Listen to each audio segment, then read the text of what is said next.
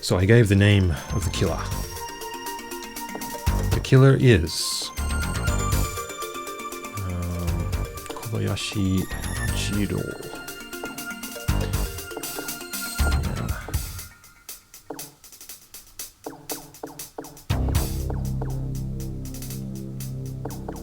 You can actually select the deceased as well, which is interesting. Maybe there's more than one killer. Who knows? I'll check Kobayashi-san. The killer was Kobayashi-san. Everyone looked shocked. Kobayashi-san himself looked like he was about to explode. Kobayashi-san was with me the whole time. I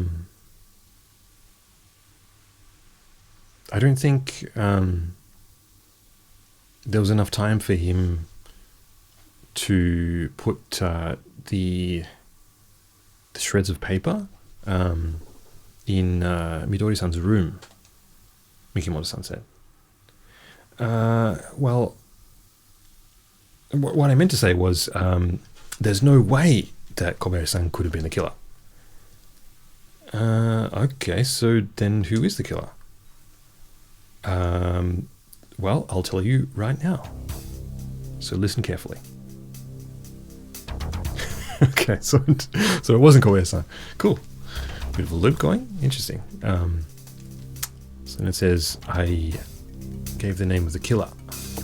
And the killer is... So it's not Kobayashi-san. I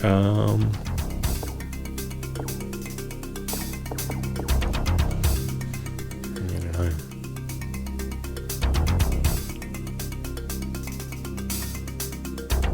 Kyo-san definitely seems like she's in on it somehow.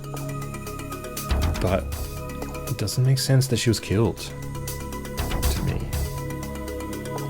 Unless, like... Yeah. Maybe there is two kills.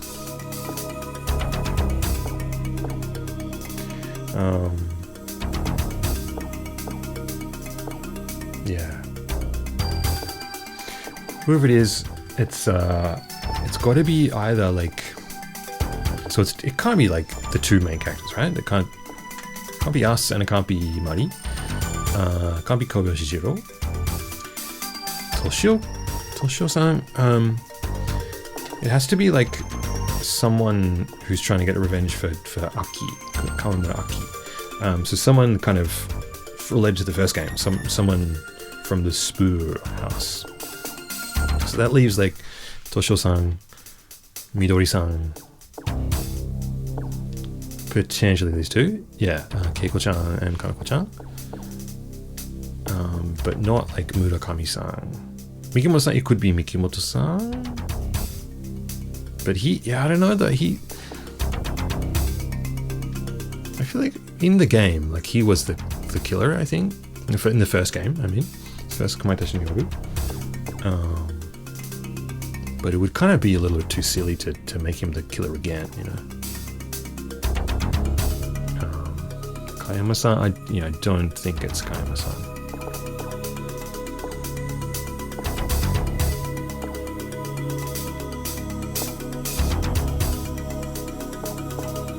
Keiko-chan, yeah, there's not enough evidence for Keiko-chan either. And it's not Kanako-chan, because we tried her already. Yeah, Toshio? Maybe? Working with Midori? I don't know. He has an alibi as well though, I think.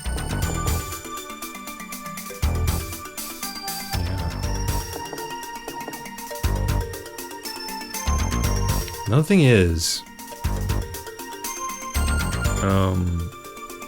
second floor people, when like we woke them up for the first murder, they were all in their rooms, I think. I don't think there was anyone who wasn't in their room. Like, yeah, most of them most of them aside from Kobayashi-san were in their rooms.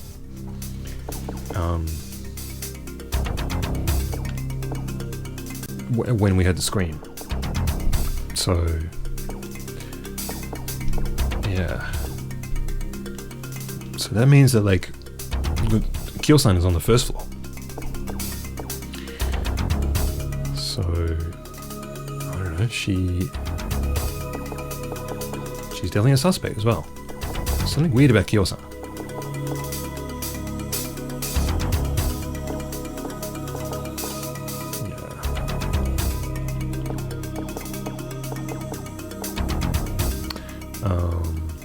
Okay, on the pretext that there's more than one killer, there's like accomplices.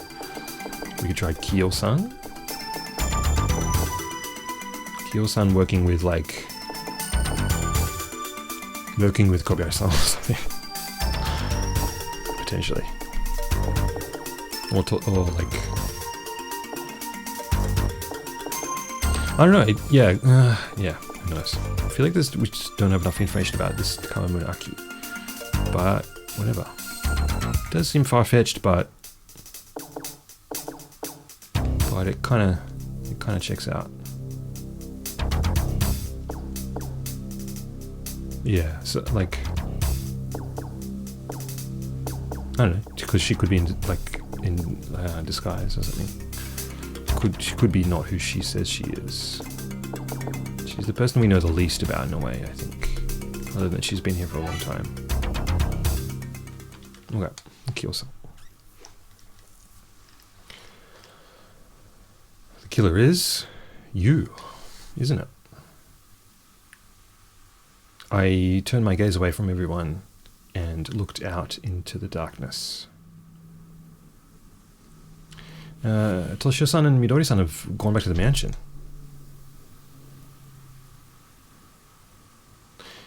And just where I was looking, there was a dark shadow hiding in the darkness. The dark shadow opened its mouth. I am below. Oh. I'll come downstairs.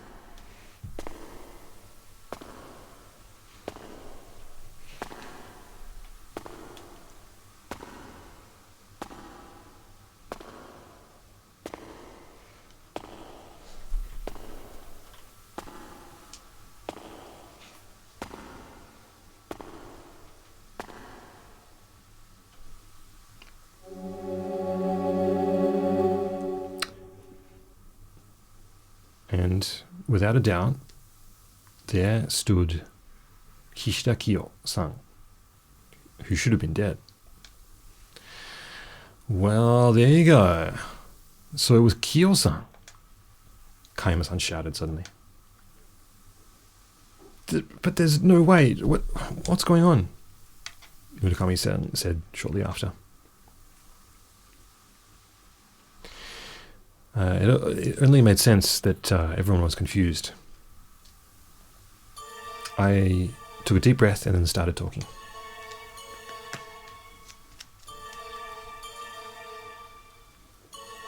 Early this morning, when I was looking around the garden at the center of the mansion, I noticed something a bit peculiar. What do you mean peculiar? Kobayashi-san asked.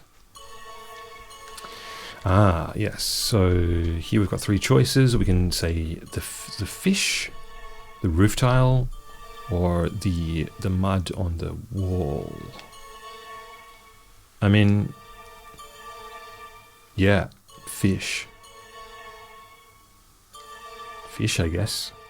Roof tile, I guess, could be technically explained by the storm. So it wouldn't have been too odd. And then I don't know what this is. The dirt on the wall. I don't remember any dirt on the wall. Let's go with the fish. I noticed a fish. Yeah, that's right. There was a fish on the ground. Kobayashi-san said. I just thought that it had blown in from the storm. But if that were the case, I guess there would have been fish outside the mansion as well. But there was only fish inside the mansion, in that little garden. So that means that the fish didn't come from the sea. So where did it come from then? Mikimoto-san asked. the fountain overflowed and it flowed out of the fountain. I guess that's possible. But what has that got to do with anything? Kobayashi-san, do you remember the type of fish it was? The one that was in the garden? And here we've got some fish names, which I need to look up.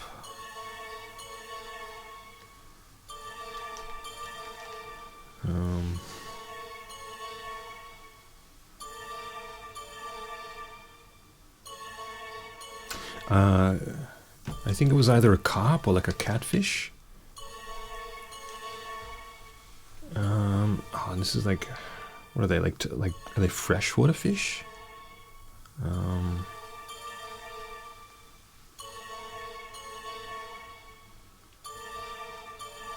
Yeah. So not ocean fish, but freshwater fish. That's strange. Carp and catfish are like freshwater fish.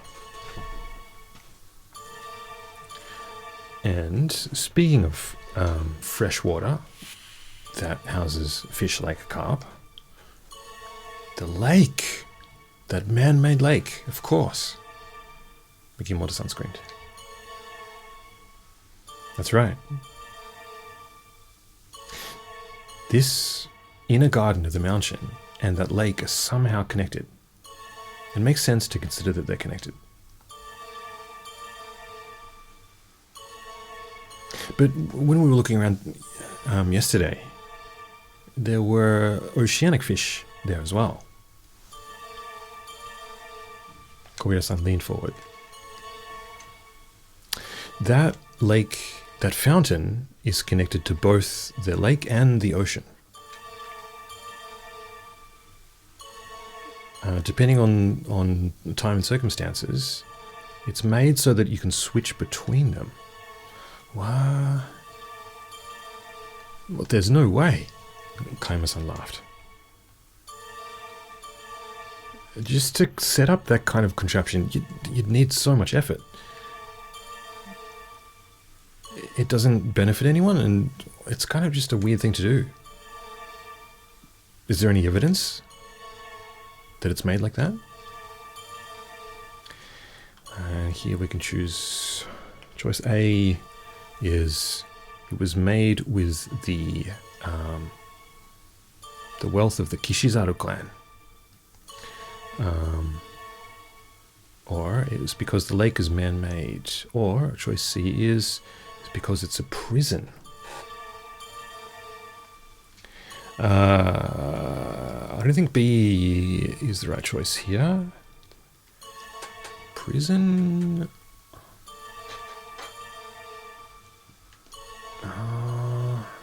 No, that wouldn't make sense because it's a prison. Having like a route like out into the lake or the ocean kind of seems a bit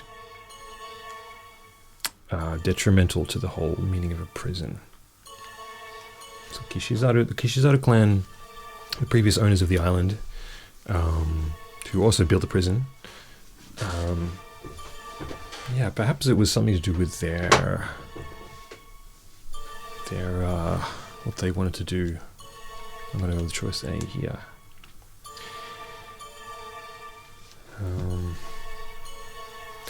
It was made possible by the wealth of the Kishizaru clan. The Kishizaru clan had enough money to make a man-made lake. When you think about how much money that is, it becomes very possible for them to make whatever they want to make, no matter how big it is. I see. So, let's think about what kind of things the Kishizaru clan could have done.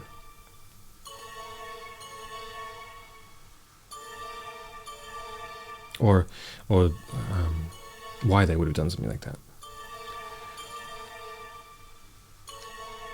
You see, the Mikazuki mansion used to be a prison. There were lots of contraptions to prevent prisoners from escaping. You mean like those pools of spikes and that kind of thing? Mikimoto-san asked. Well, there's actually one more pit. One more pit? What do you mean? Where is this other pit? The lake is situated on a piece of land that's higher than the mansion. What, really? Huh.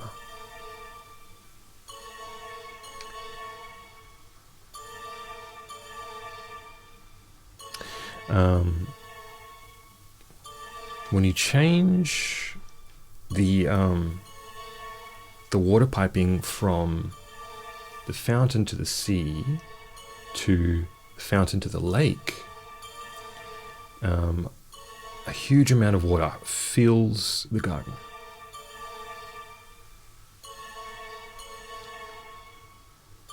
Yeah, so changing from the ocean pipeline to the lake pipeline fills the garden with a lot of water. Okay.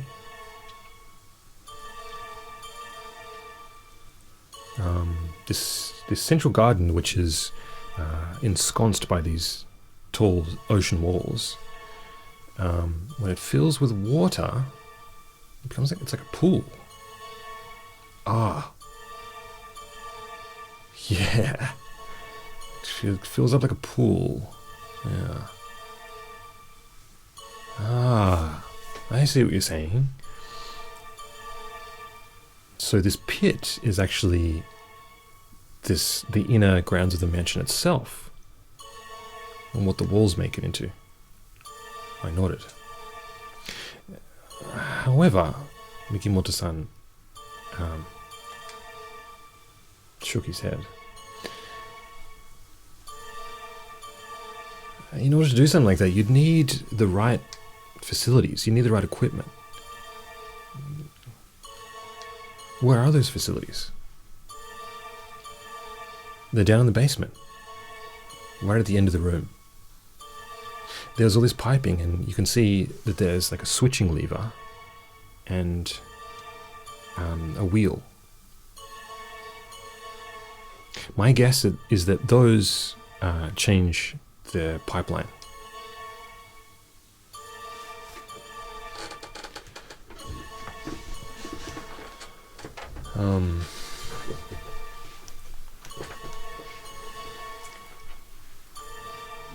Kyo-san said that there was an awful wind and rainstorm coming. So she closed those ocean walls, the gate, and closed the lobby door as well.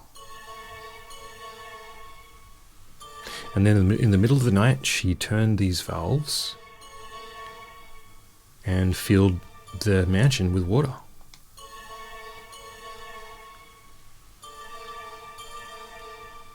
I'm assuming that at that time, the first floor would have been completely underwater. No way. Mikimoto-san shook his head furiously.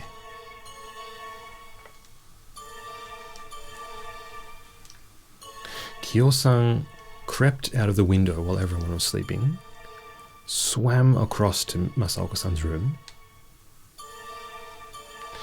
and she broke in through the window and killed Masaoka-san. She swam?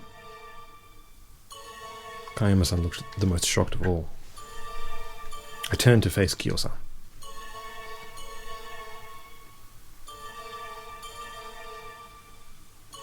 Before Kobayashi-san and myself ran to Masaoka-san's room, you locked the door from the inside,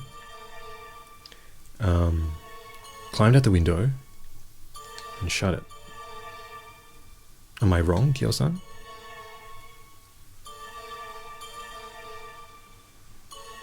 This is the quickest way to have killed Masaoka-san without even leaving the mansion. And of course, no footprints are left behind either. Kyo-san remained silent. Just wait a second, Murakami-san said.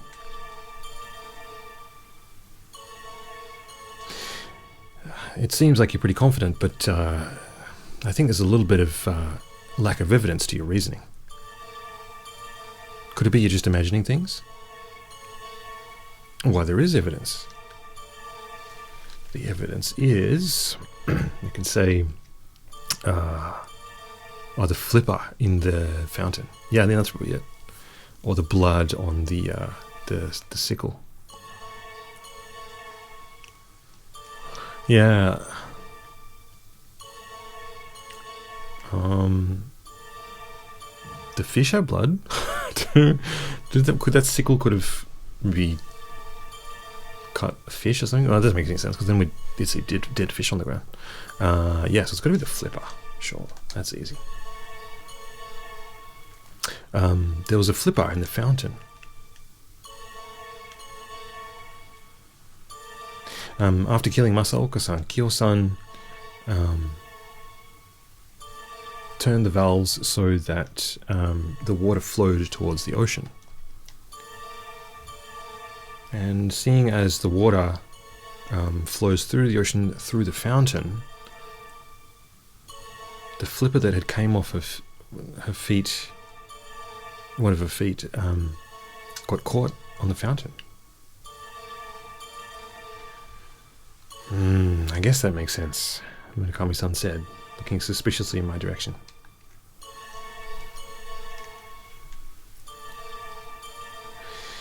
Even if it was the middle of the night, that doesn't mean that everyone was asleep.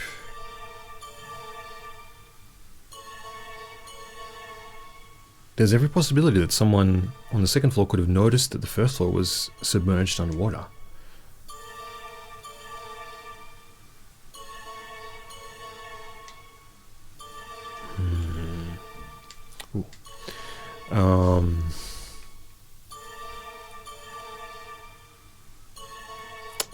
Yeah. So, yeah. I guess this is Murakami-san. He's kind of like suspicious about like why no one would have noticed and why Kyo-san would have taken risks to taking that risk of someone noticing the water. You can respond with the answer is in the shape of the mansion, or the answer is in dinner. Huh? Shape of the mansion.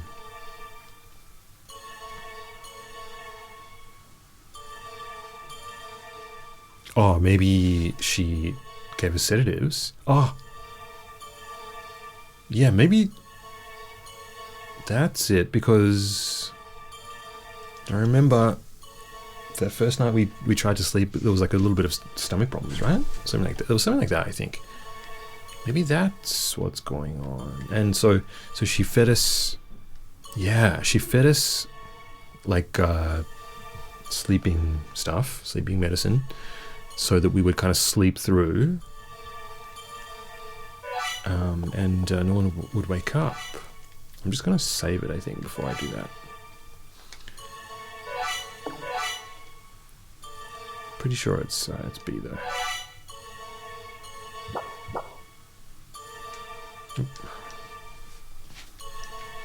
Okay. The answer lies in our dinner. After we finished eating yesterday, both Muddy and I had strange dizziness. Our heads were clouded, and we felt sleepy like right away. Didn't everyone else have the same experience? I'm sure Kyo-san put some kind of sleeping medicine into our food. You mean she would go to that kind of lengths? Kobayashi-san said.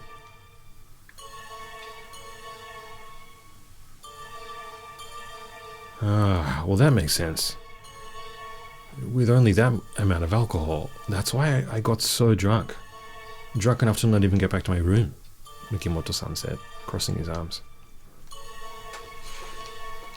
You know, a long time ago, I accidentally drank alcohol together with some of my sleeping medicine, and I remember getting really, really drunk. I guess the same thing happened to me this time. Kaneko-chan sighed. Yeah, I wondered why I felt like I was getting a headache, even though I didn't have any beer.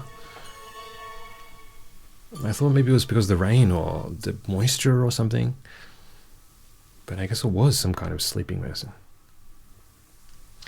Well, to tell the truth, there wasn't any rain either.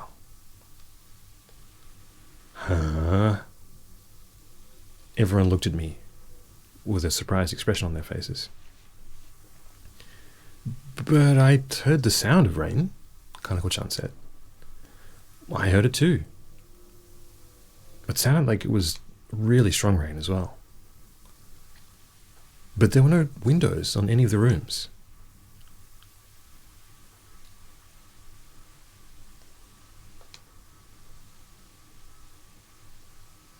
I think what happened was some kind of oral illusion. While all our heads were clouded with this sleeping medicine, listening to the sounds of that strong wind blowing outside, and with the echoes of Kyo-san's story about the night of the Kamaitachi echoing in our heads, I think we just kind of experienced the sound of rain without actually really hearing it.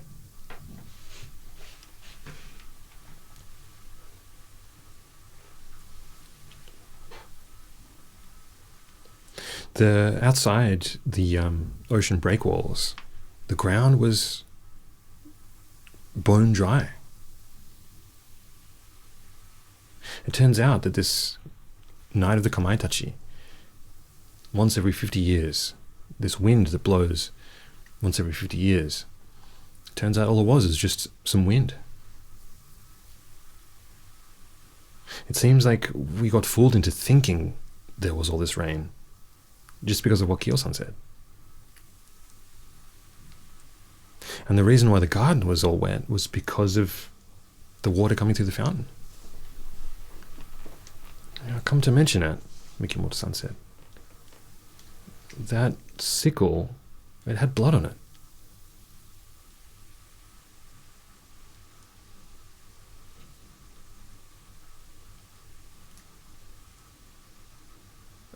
I did find it weird that there was blood left on that sickle, even though it would have been washed away by the rain. Wait a minute. Murakami's...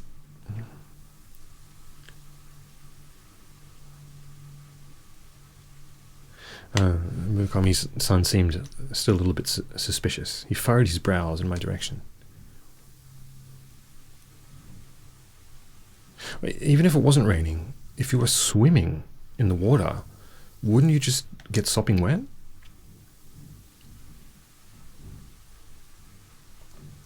Well, she was wearing a waterproof suit at the time. You could easily just take it off once you're in a dry area. When we looked at the floor of the storage room, we saw that it was wet with water. But it wasn't rainwater. It was water that fell when Kyo-san changed out of her diving suit.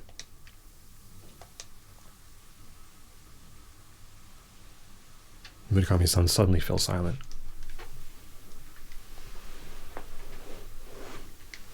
What I've just explained to you is how Masaoko-san was murdered.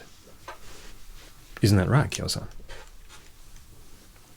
Kyo-san had her face buried downward, and she slowly nodded. I guess this is it, Mikimoto-san said. No, there's still some things that we don't know. There are some things that Kyo-san wouldn't have been able to do alone. Like what? Kobayashi-san asked.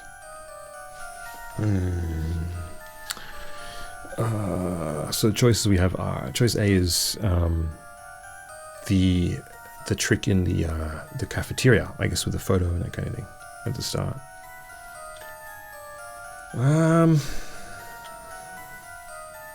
I think that's pretty easily explainable. Kyo-san would have turned out the lights, unplugged the thing. She got a tape recorder and a candle. Yeah. I don't know. The voice of Abiko-san, who Masaoka-san talked to on the phone. That's kind of explainable as well. I don't know. Choice C is the second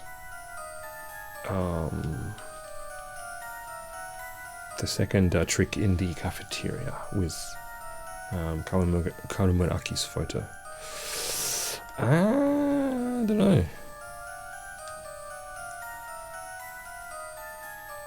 Maybe C. Or A. I don't know. I'm gonna save it here as well. In any case, it looks like Kyo-san's probably the right decision here, I think. Bit of a twist when it turns out she's not actually dead. I wonder if there was any way for us to tell that, like, it wasn't actually her, like, strung up there. I feel like there wasn't really many hints. Yeah.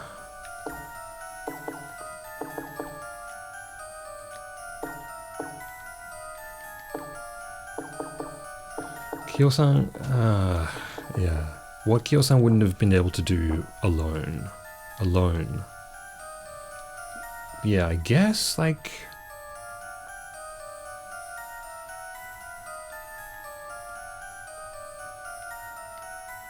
phone, she would have been able to go alone, I guess, maybe, I don't know. Because...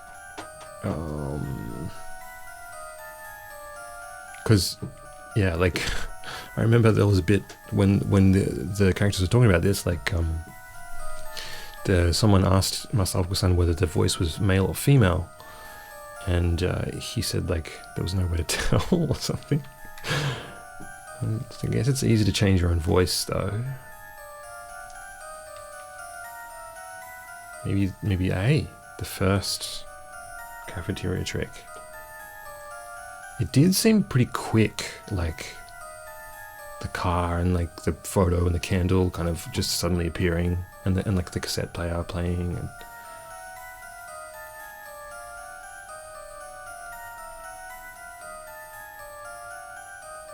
and we'll go with A, I guess, first. The first trick in the cafeteria. Surely that was Kyo-san's doing, wasn't it? Mikimoto-san said. Well, no, Kyo-san was outside the cafeteria at that point.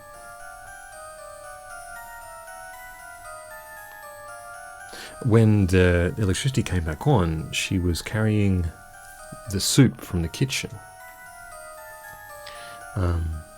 As I was speaking, Kobayashi-san suddenly spoke up. Maybe she put the soup wagon just outside before the electricity went off. Well, if that was the case, then the soup would have been cold.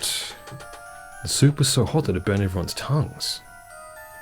Not to mention that the electrical cord was beneath the table.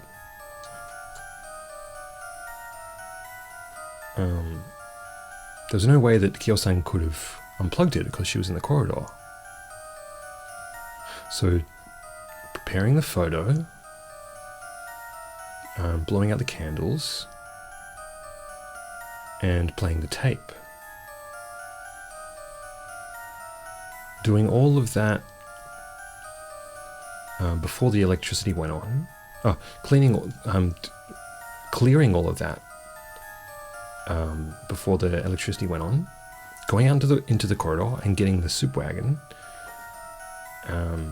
Pushing it into the cafeteria. Doing all of these things alone just is implausible.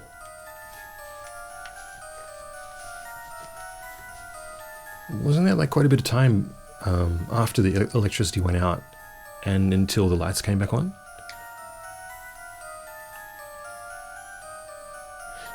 Mikimoto-san turned the lights on after looking for the light switch. Kyo-san wouldn't have known when the lights would come on.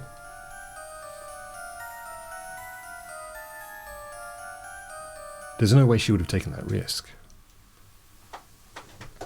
So what are you trying to say? Well, I mean that she has an accomplice. I turn to ask everyone.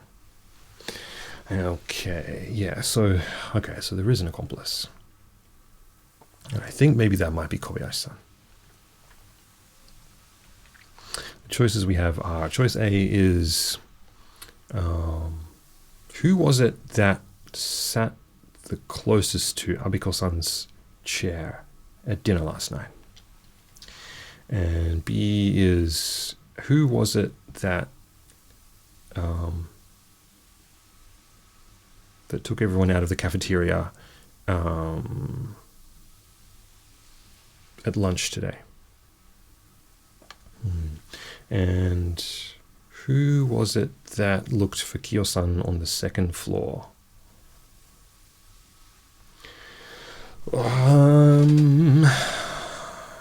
Yeah, I guess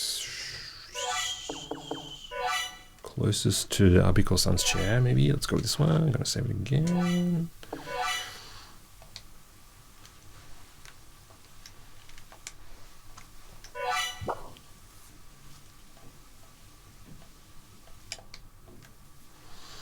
Yeah, choice A.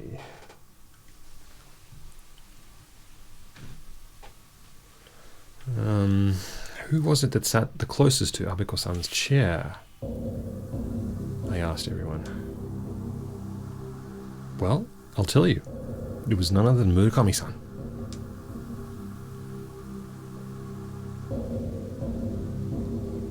It wasn't a coincidence that your nameplate was put near that chair, was it?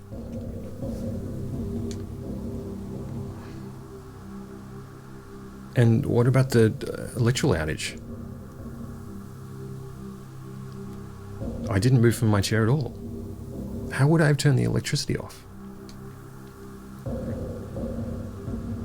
I say you disconnected the electrical cord beneath the table using your feet.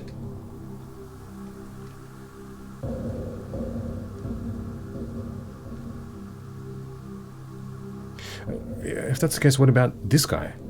He was close to the chair as well. Murakami-san pointed at Mikimoto-san. Alright, so what about the second trick then?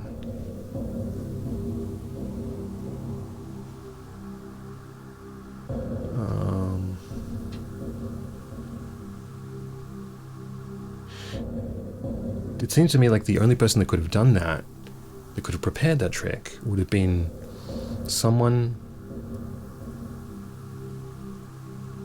other than the only person that it could have been was the person that was the last to leave the cafeteria when we went to look for Kiyo-san.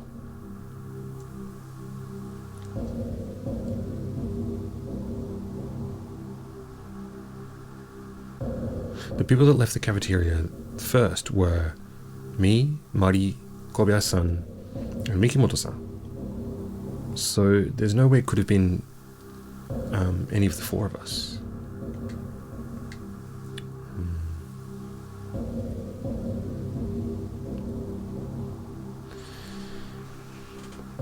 You continued to hurl complaints at Kiyo-san and got into an argument with her over trying to leave the island.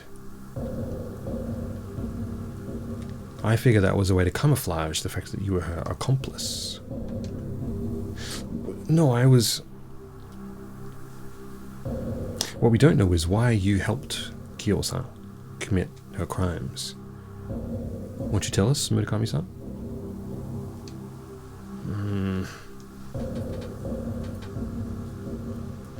Murakami-san started shaking, and then finally he spoke.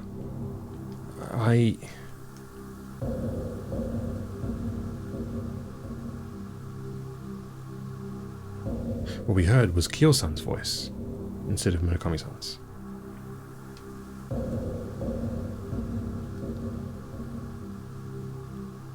You mustn't say anything. Everything that happened here was done solely by myself. I did it alone. You and I have no connection.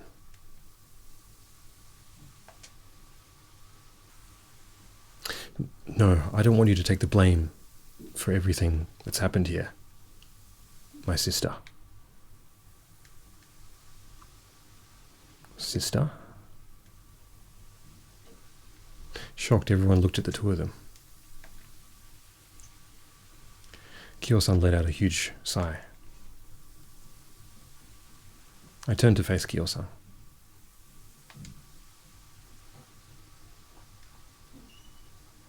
It looks like everything's come to light. Won't you tell us who you really are now?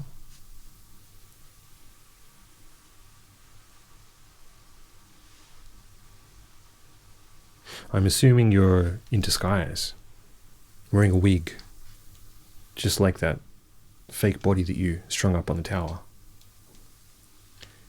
Disguise? So you're saying that Kyo-san is Mikimoto-san? Said with a shocked face.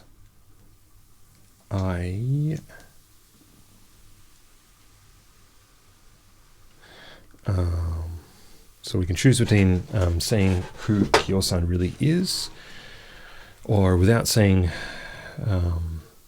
who she, or in order to specify who she is, who she really is, we looked back on everything that had come to pass. So I wonder whether this kind of gives us the same sort of like retrospective menu that it did earlier. I wonder if I made the right decision with the whole the accomplice. Maybe I did.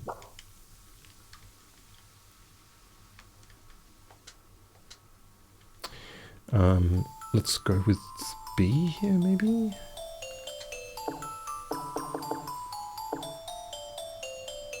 Yeah. Okay, so it just gives us this menu. So it says that our names were used in the first Kamaitachi no Yoru.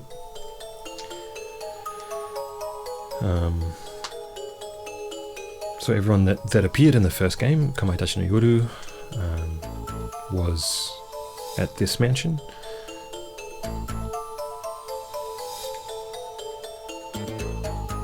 Although there was no one called Abiko-san.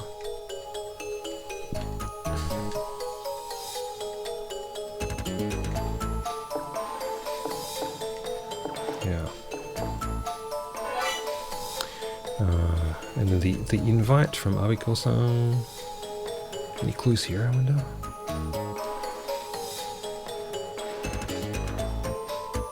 Yeah, this is just the invite that appeared at the very start of the game.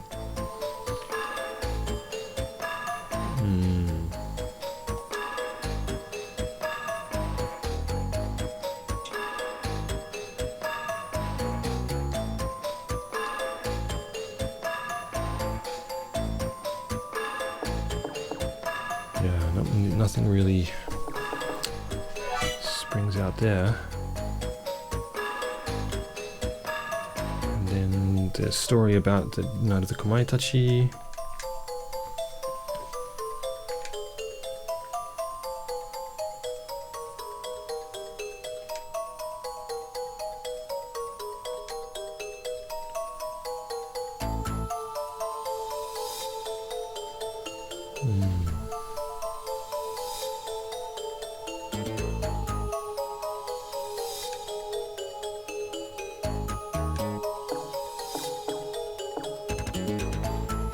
So something about like the history of the island, I guess, is important.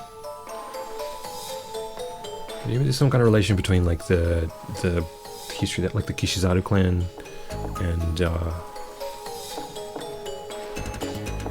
and this, like what's happening now, and like the what happened in the first Kamaitachi no Yoru.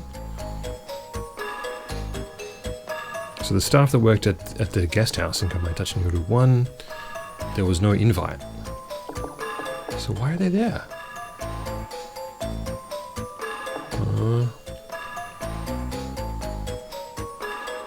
Unless they're all in on it or something. Instead of Haruko-san, who was Kayama-san's wife in the first game, someone called Natsumi-san. Alright, so maybe it was Haruko, I don't know.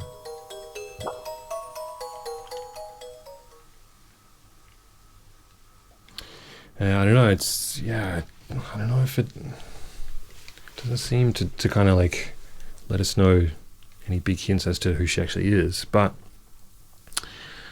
who could she be? Someone who knows the mansion, who knows the island. So maybe someone related. So yeah, maybe like a family member. It said that like the Kishizaru clan like were wiped out, but maybe that's not true.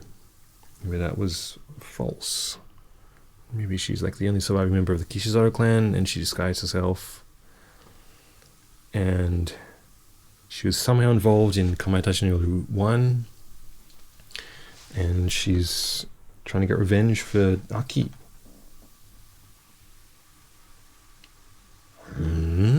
Unless Aki was the person that was related to this island. I don't know. And yeah, I guess Murakami-san is her brother. Yeah, a lot of question marks, I feel. So what happens? So choice A, we can choose to say who Kyo-san really is. I'm just going to save it.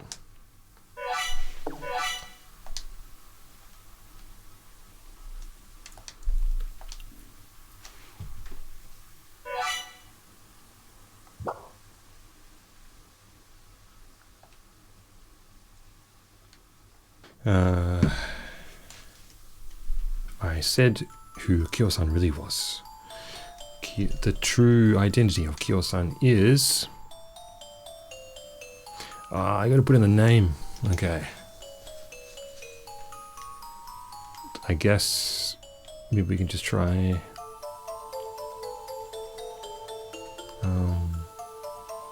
Kishizaru?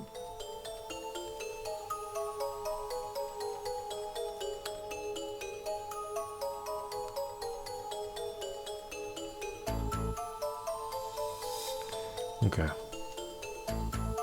I wonder if it's like her character's name is Kiyo.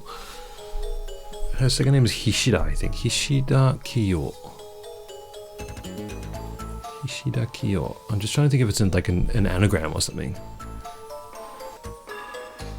No, it doesn't seem like it. Hida. Let's just go with Kishizaru and see where that takes us.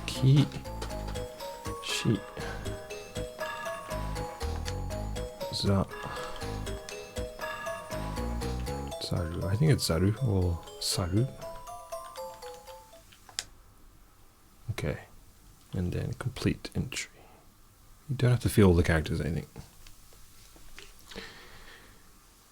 Your real name is Kishizaru, I said.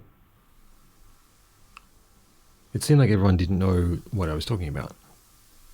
And then it happened. It's you.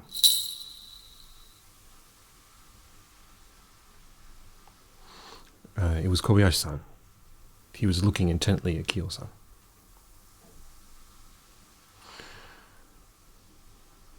So when are you going to stop this charade? Kiyo-san was silent.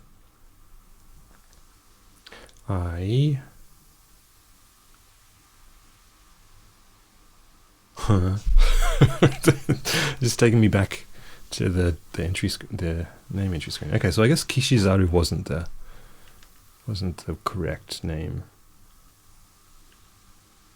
Huh?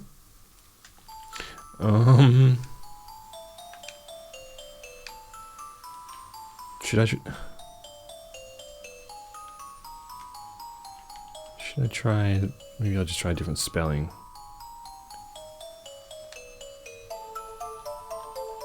I'll try Kishisaru.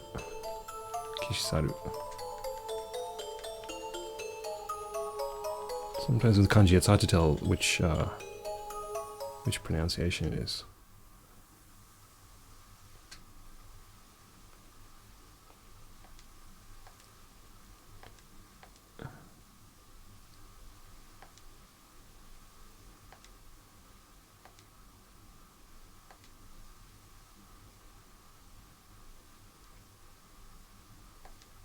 Yeah, no, it wasn't that. Same thing. Gosh. Okay, so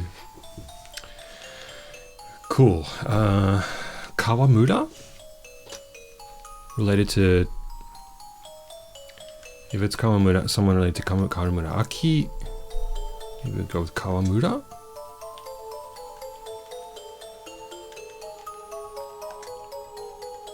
Kawamura.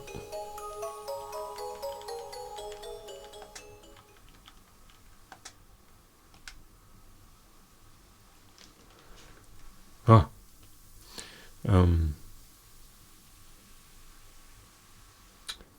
The true identity of Kyo-san is Aki-san. Is what I said, but I didn't have any evidence to back it up. I decided to retrace my steps. Okay, cool, yeah. So she's not Kawamura Aki and not related to it, I guess, as well. Okay. Okay, Abiko. Maybe she is the Abiko of the story. That might make sense. Abiko.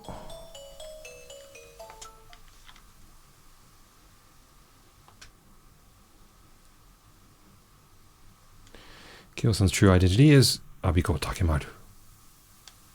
Is what I meant. Is what I thought, but I don't have any evidence to back it up. Same thing.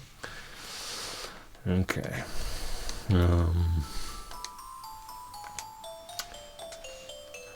We've exhausted a couple of options. Who else could she be?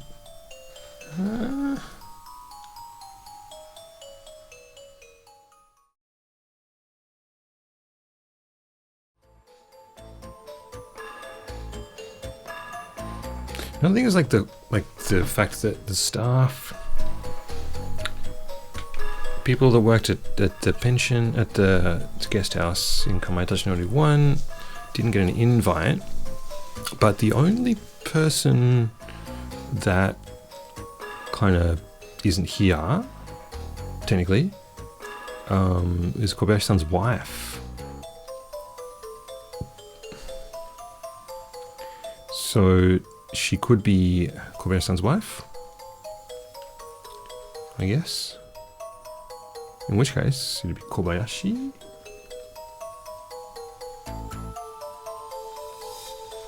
Let me try that. Maybe Kobayashi.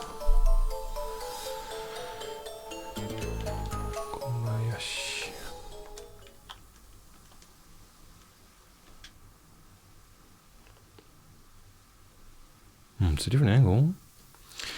The true identity of Kyo-san is Kobayashi-san. No, there's no way. Kobayashi-san's already here. Okay. So it's not that. It's like Kobayashi-san's wife. Maybe her her first name. Could try. I think it's Kobayashi Kyoko, I think it was. Try Kyoko.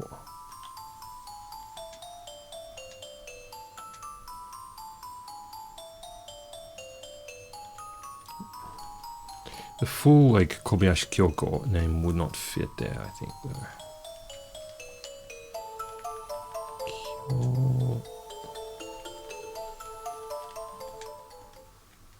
Kyoko.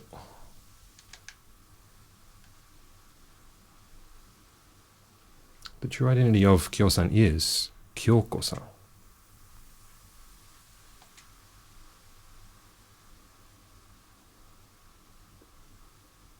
Mari looked at me like she had no idea what I was saying.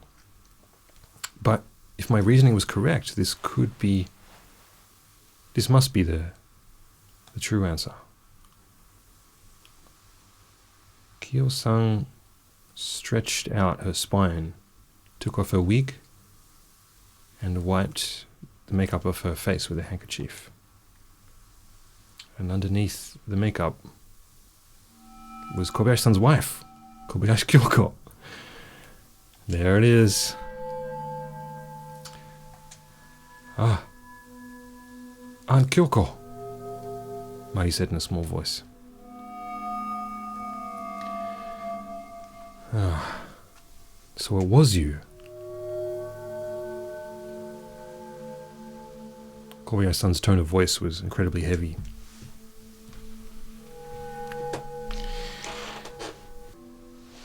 Now that I think about it, there were a lot of times then that you would have known.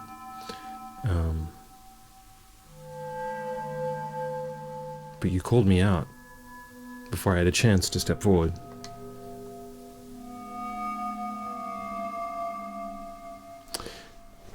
Kobayashi-san, please come inside. I should have realized at that moment. I prayed that I was wrong, but... So Kobayashi-san is like kind of saying that he kind of knew, but didn't say anything. As Kobayashi-san was speaking, Kyoko-san started sobbing softly. Toru, how did you know that it was my aunt? That's because...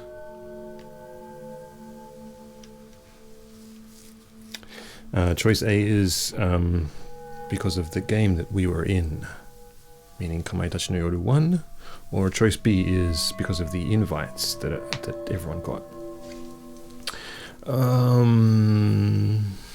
Invites, I guess. Choice B. It was the invites that we all got.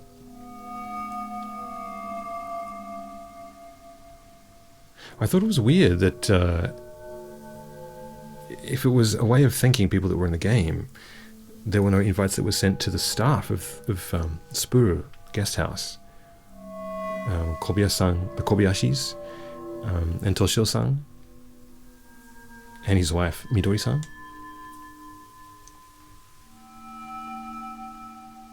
And so I thought that this Abiko Takemura person was probably someone out of these 4 people. And out of those 4 people, the only person that wasn't on the island was Kyoko-san.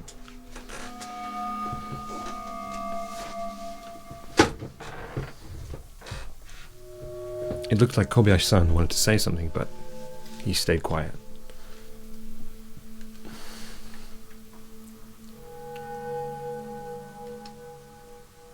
What I don't really understand is your motives for the murders. And while you went as far as to make the murders seem like they came from this Warabe-uta, this children's song. Won't you tell us, Kyoko-san? Kyoko-san stayed quiet for a bit, and then started speaking in a quiet voice. I really had no intention of making them seem like they were from that children's song. I didn't really even realize until you had mentioned it.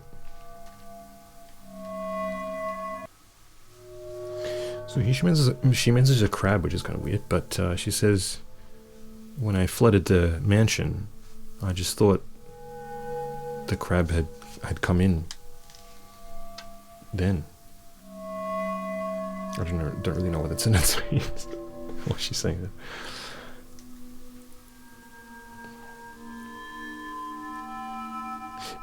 But why would you cut their throat? It's because I didn't want them to make a sound. I didn't get there in time, though. Then...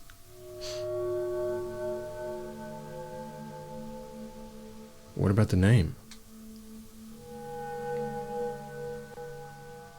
Shintaro, Masaoka Shintaro. His first name is Shintaro, which is the same name that's in the children's song, and she mentions that it was just a coincidence.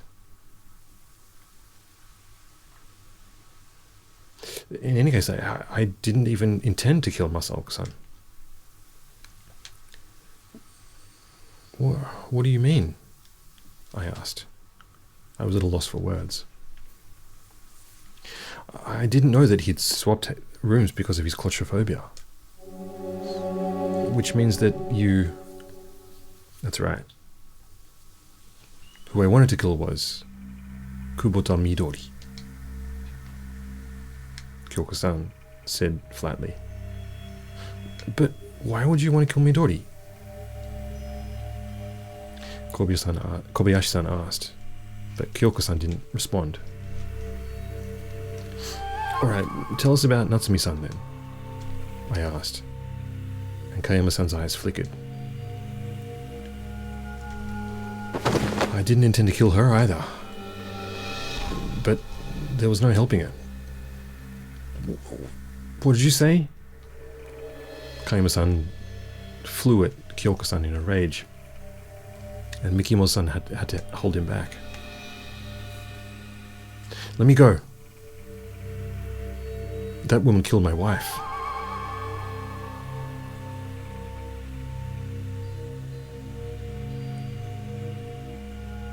Did you think you'd get away with killing someone's wife? Poor Natsumi. Kayama-san started crying.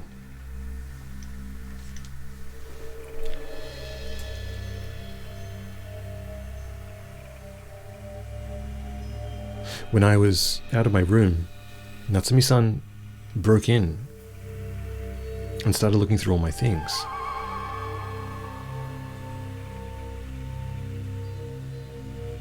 I thought he would fly into another rage, but when I looked over at Kayama-san, tears were pooling in his eyes. Natsumi, she had bad habits. I think it was some kind of illness. It only happened sometimes.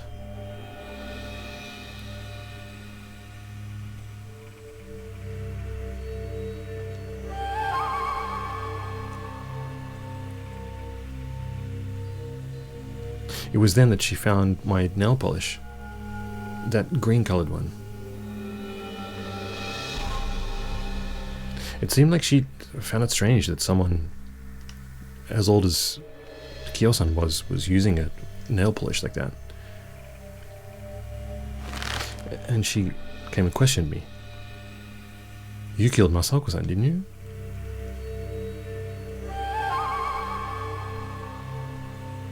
Before I could have a chance to think twice, I grabbed the scarf that was around her neck and strangled her with it. She stopped moving almost straight away. But then I realized that she was still holding on to that nail polish. I tried to open her hand, but she was holding on to it with an incredible force. So I just had to... You tried to cut her arms off? Kayama-san let out a huge shout. I'm sorry, I had no other choice. There's just something I had to do. Something I had to carry out.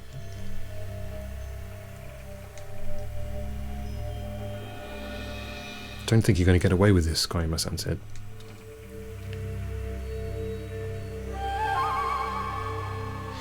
I used a knife, but there was bone in there as well. There was no way I could cut through it. There was so much blood. And I knew that someone would find me before too long. I had to give up on cutting her hands off. But there was no way I could just leave her like she was. I actually wanted to move her down into the basement, but it was so heavy I couldn't move her.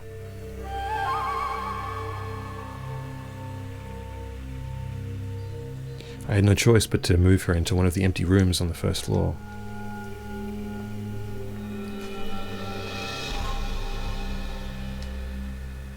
I asked her another question as a follow-up. Choice A here is... Why did you write in the suicide note that Natsumi-san was Abiko-san? Or, why do you have the same nail polish as Midori-san? I'm going to go with A here, I think. Why did you write in the suicide note that Natsumi-san was Abiko-san?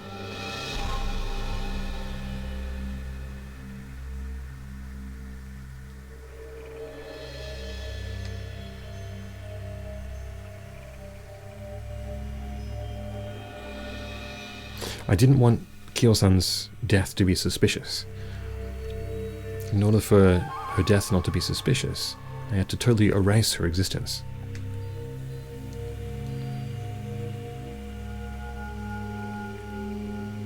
It didn't really matter who I wrote down as being Abiko-san. But really I just wanted to buy time until I was able to kill Midori-san.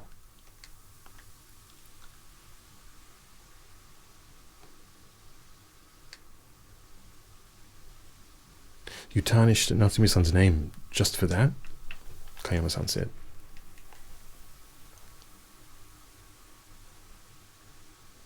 I'm very sorry for what I did to Natsumi-san.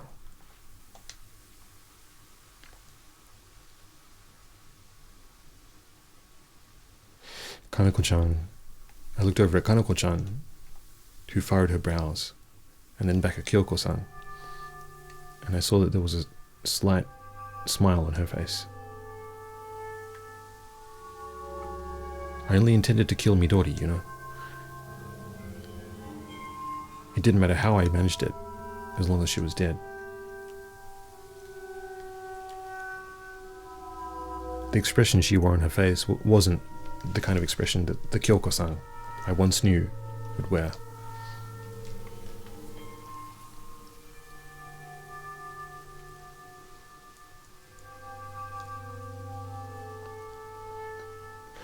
I had only intended to kill Midori, but God played a playful trick, and he made me kill 2 people I didn't even need to kill. Both my hands are stained with their blood.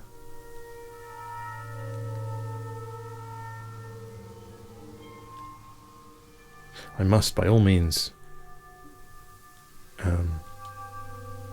achieve my initial goal of killing Midori. Kyoko-san spoke as if she was possessed. I thought of using that children's song as a way to kill Midori.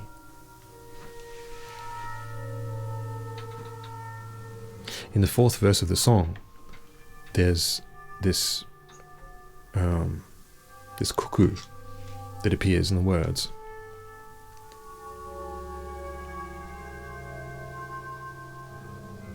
But before I could do that, I had to clear up the suspicions against me so that I could move about freely. And in order to do that, I needed to erase the existence of this person called Hishida Kiyo. And so I decided to use the 3rd verse of the children's song.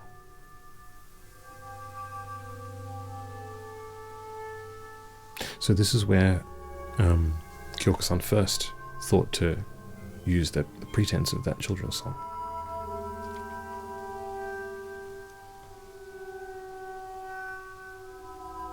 So that's why you put those clothes on the mummy in the storage, put a wig on its head, and then hid it in that tower. That's right. I'm the only person that had the key to the tower.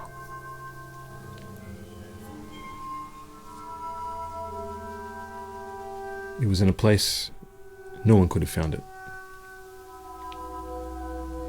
Kyoko-san stared directly at me, although someone saw right through me. How did you know that wasn't a body?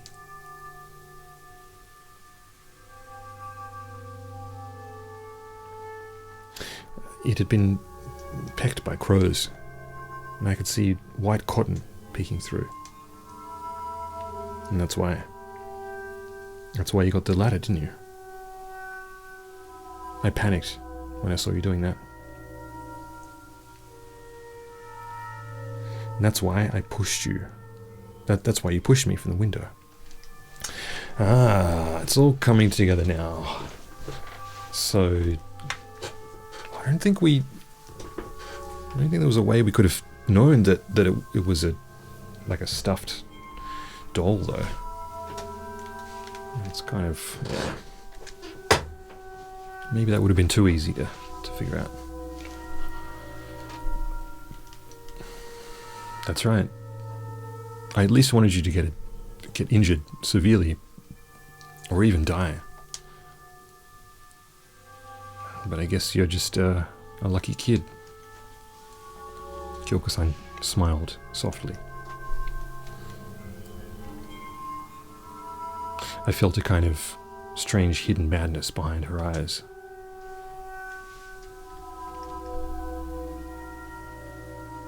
Once I found out that you were only slightly injured, I decided to draw Midori out as soon as I could. I remembered the message that we found in Midori-san's room.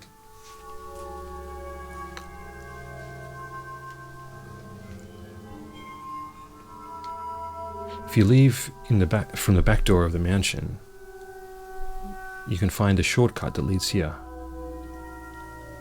I disguised myself as Kyo-san and waited in the small shack.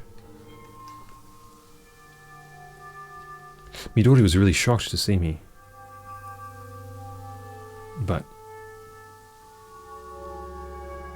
as I explained the situation and gave her something to drink, she fell into my trap. You drugged the drink, didn't you?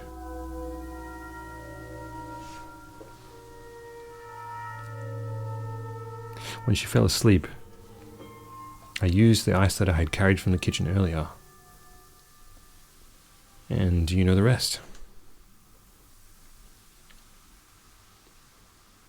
I was so close to her being dead.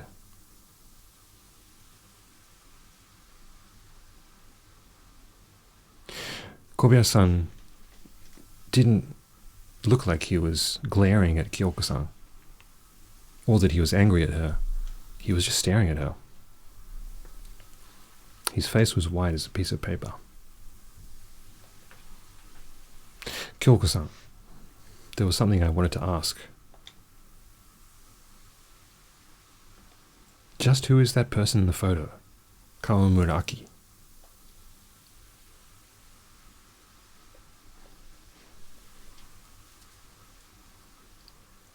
After what seemed like an eternity passed, Kyoko-san suddenly started speaking. Do I really have to say? Is it me that has to say it?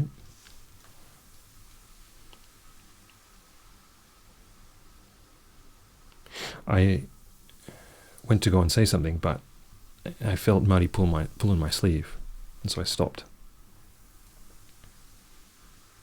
Mari shook her head in silence.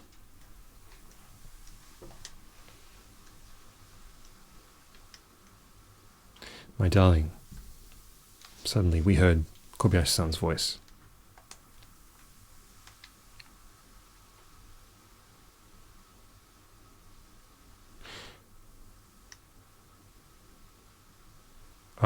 Actually, it says, Kyoko-san suddenly turned to Kobayashi-san and spoke to him directly. I wonder if you'd like to know why I did something as terrible as this. I do. Kobayashi-san nodded. You're not the kind of person to do something like this. I know you had a reason. I've got to know. Even if it'll hurt you to find out? Yes. Kyoko-san started sobbing. It was in the 4th verse of the children's song.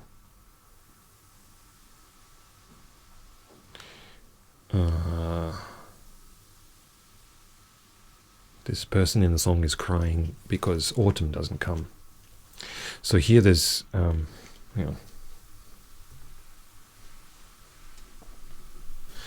there's a bit of explanation that needs to happen here to understand what Kyoko-san means. But this person's name, Kawamura Aki, her first name Aki, is written in regular kanji characters that you would read for a person's name. But the word Aki is also the homonym for autumn or fall, although the kanji used for fall is a different kanji. So here when Kyoko-san quotes from the lyrics of the children's song, the lyrics say that, there's someone crying because autumn isn't coming, or autumn hasn't come. It kind of has a double meaning with the person Aki. So Aki hasn't come, or Aki isn't coming, kind of thing. So that's what she's referring to. So she's saying, so in the lyrics it says Aki doesn't come, and it could mean either fall or the person Aki.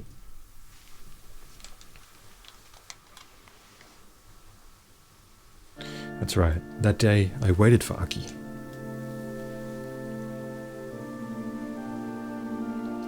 My maiden name is Kishizaru.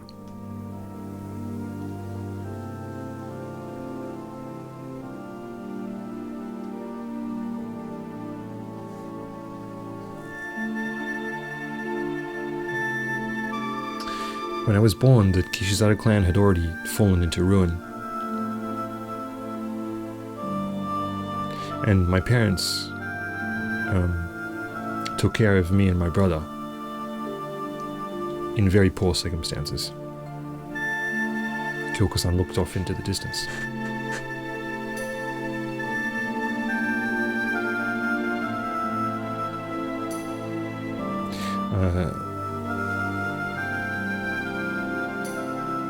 My brother had been taken up by a different clan almost right away.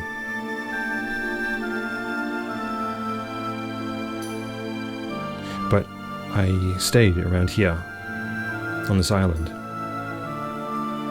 and I lived until my parents died of sickness, at which point I got married at a young age.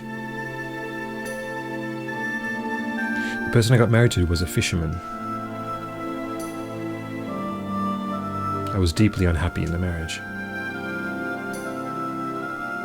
I gave birth to a child, but soon after she was born, my husband died in an accident out at sea. And I was left alone, a single mother with one daughter to take care of. I did think about remarrying, but already having a child,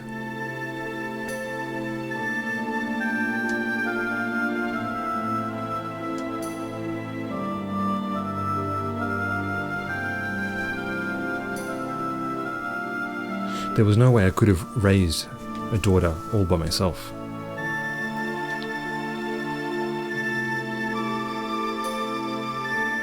But then, just as I was at my most desperate, through a mutual acquaintance, I found a family called Kawamura,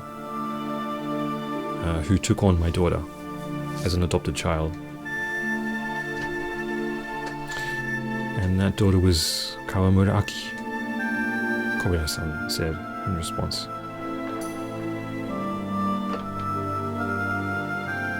I remembered that I felt like the photo of Kawamura Aki resembled someone when we saw it back in the cafeteria. And now I knew. She looked like Kyoko-san. After that, I left the island and went to Tokyo. I got a job, I settled down, and that's where I met you.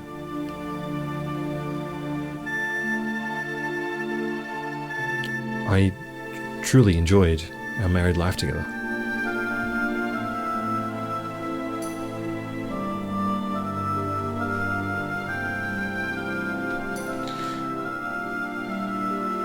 for me, who only managed to mother a single child,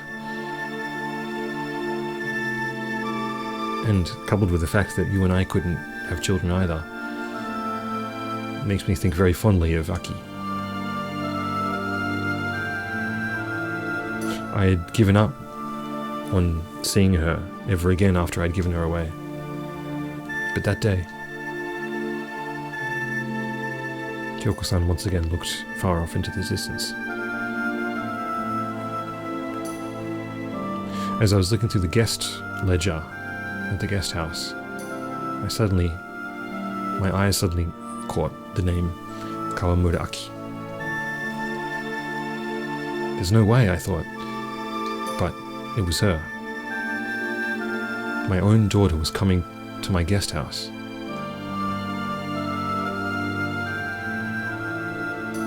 There's no telling how long I waited for that day.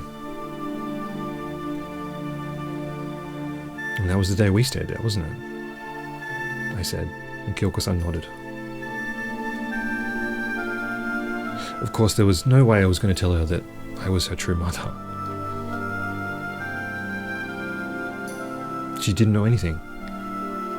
She went skiing, she stayed at the guest house. I just wanted to see her with my own eyes, just once. Although Kyoko-san's voice started to break a little bit. Although she never came. I waited up all night and she never came.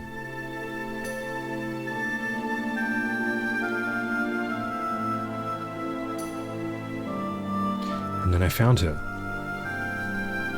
2 days after that awful snowstorm.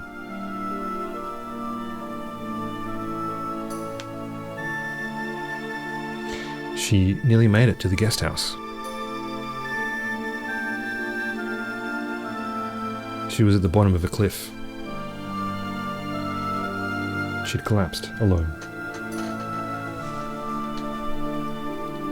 Come to mention it, Kobayashi-san said. I remembered your face. The color ran from your face, and you called the police. But I had no idea she was your daughter.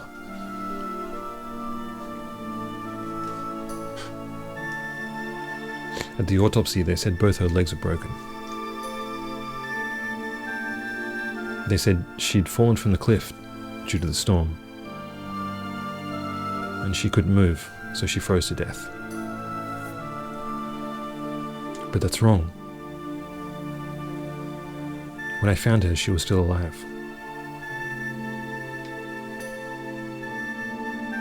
Kyoko-san suddenly started to talk a little quicker.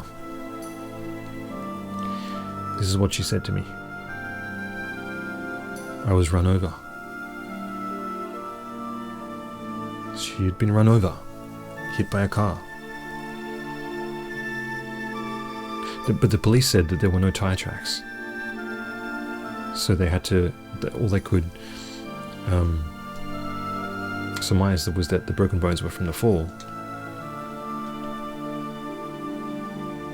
So tell me, just how tire tracks are supposed to...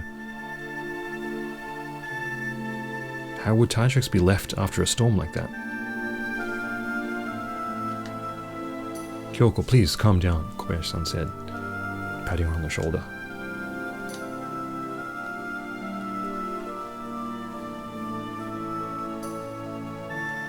I started being suspicious of the people that stayed at the guest house that day.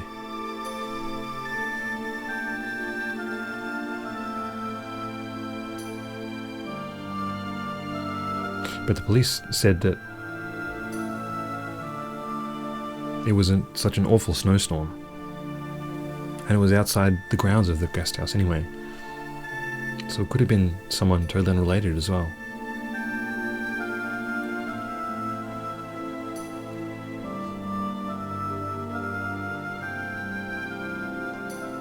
And by the time I'd found Aki, all the guests had left anyway, and they weren't able to search any of their cars.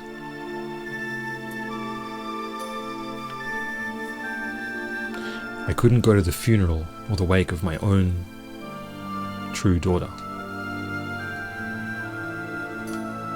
You can't imagine how I felt. I had no idea, Kobayashi-san said.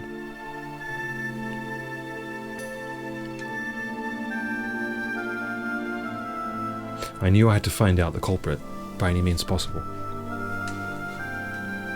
And then suddenly, I realized what I could do was make it into a novel. I thought if it was made into a story and spread throughout the world, then maybe the culprit would start moving around.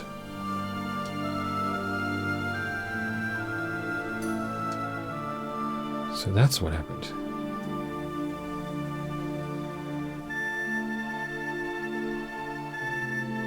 That's how something that never really happened ended up in a story that spread throughout the world. And the fact that a person called Kawamura Aki was put together in what was originally just two people, two office ladies, staying at the guest house together. That's why this person, Kawamura Aki, was grouped with him as a third person.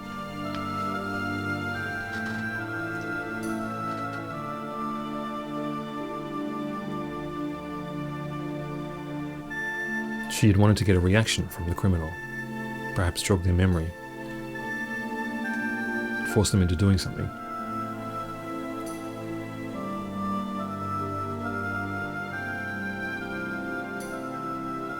I enlisted the help of a detective and started to search, started to look around the area where the incident happened and who was staying nearby. The fact that it became a video game was just a complete coincidence. Someone from a game development company was interested in the novel, and they thought they'd develop it. I just wanted the story to get as far as possible, so of course I agreed.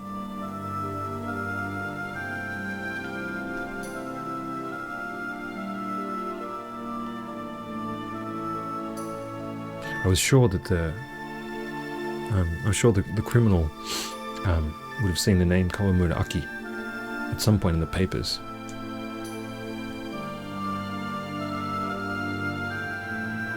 I was sure that they would make some kind of movement if they knew about the game. I'm sure that's what she thought. But real life is different to that, Kyoko-san said. There was no one that stood out to me.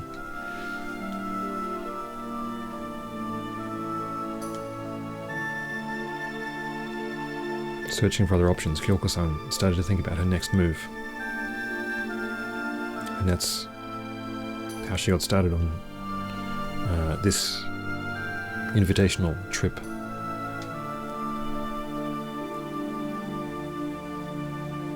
It was then that I created this fictional character called Hishida Kiyo.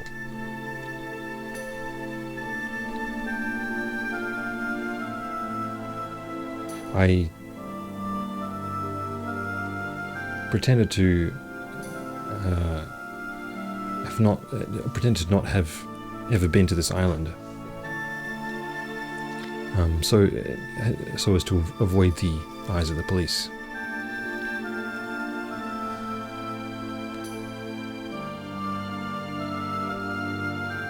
I thought that after I'd achieved my goals, I'd return to my life with Kobayashi-san.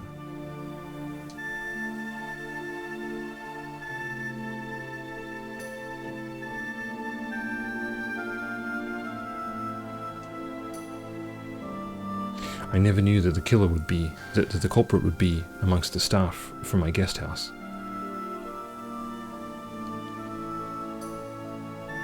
I always knew that if there was any kind of accident, that they would tell either me or the owner, Kobayashi-san.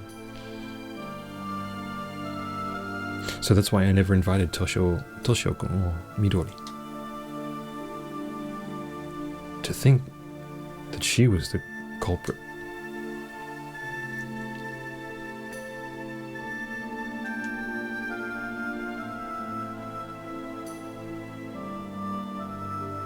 You never thought that it was me that did it? Koibayashi-san asked. I'm your wife.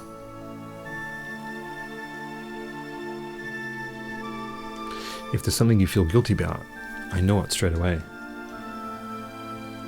Kyoko-san smiled.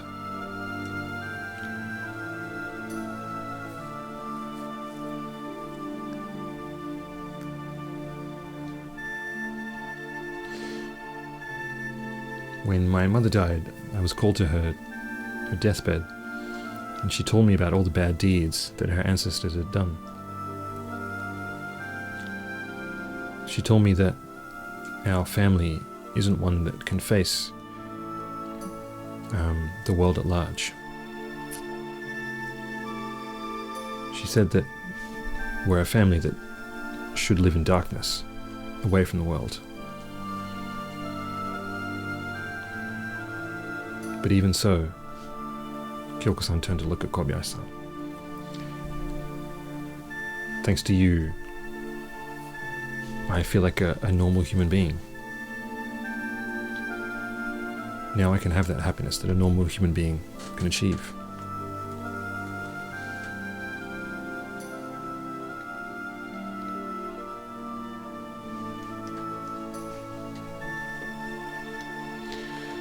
In the documents that my mother left behind, there was mention of this mansion that my ancestors had left, as well as how to control the fountain mechanism.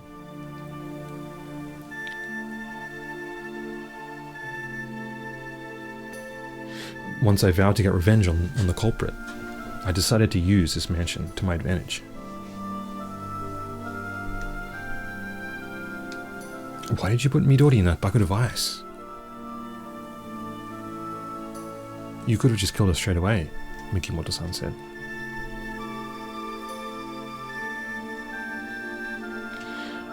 I wanted to put her through the same pain that Aki felt. That's why I put her in that bucket of ice. Aki was buried in snow for a whole day and a whole night. That's why. Kyoko-san suddenly stopped speaking.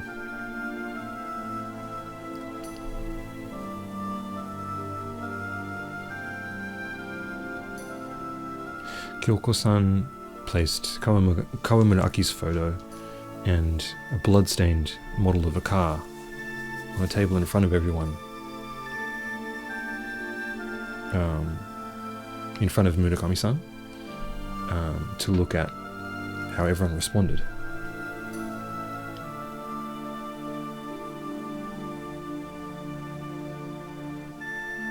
She thought that maybe she would be able to find out who the culprit was. But there wasn't anyone that had a clear reaction. But there was only one person that had one strong reaction to it, and that was Midori-san. A smile crept onto Kyoko-san's face.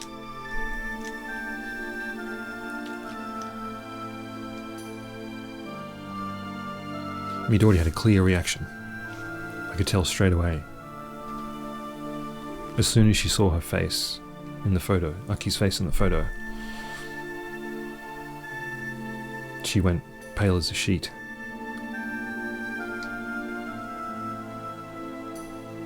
Everyone else just looked like they had no idea what was going on. That's why I knew it was her. Kyoko-san's voice started rising in volume.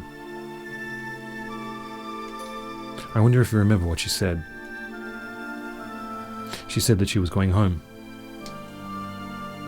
I bet she was scared. But there's no way I would let her go home.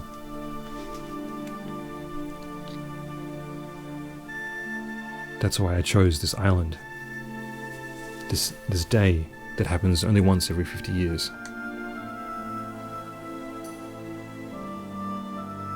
so that I could get my revenge once and for all.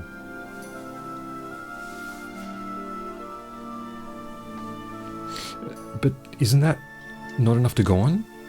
Just using that as a way to know that the killer was Midori-san? I asked. Kyoko-san looked at me with a pained expression.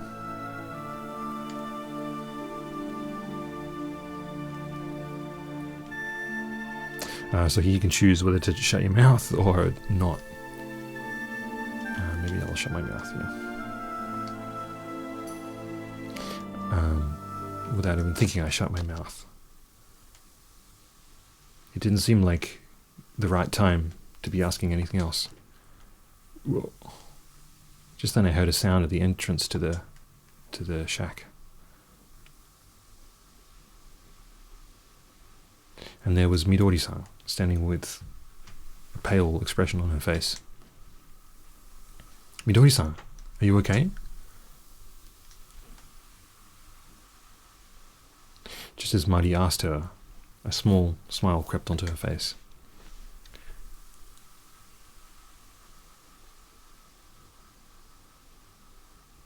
We nearly made it back to the mansion, but she said she wanted to return here. At any means. Toshio-san looked worried. I heard about what happened.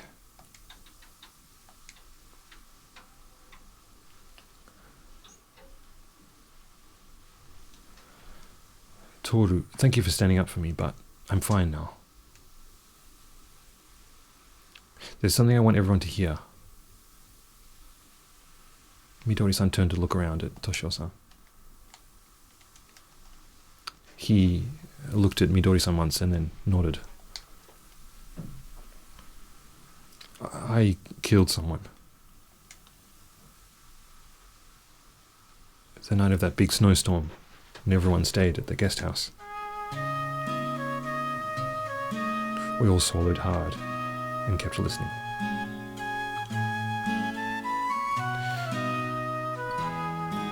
That day I went to go do some shopping in my car. After I finished shopping and I was heading back to the guest house, that awful snowstorm started to happen, and I couldn't see barely a foot in front of me.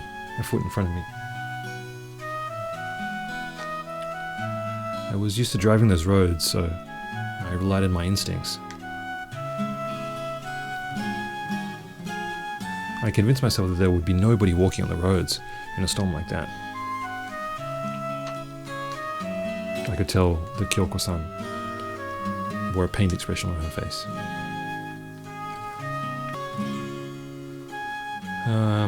As I drove onto the hilly road that went up past the guest house, I saw a light from the window. And maybe I let my guard down when I saw that. In order to climb the hill, I stepped on the accelerator. And just then,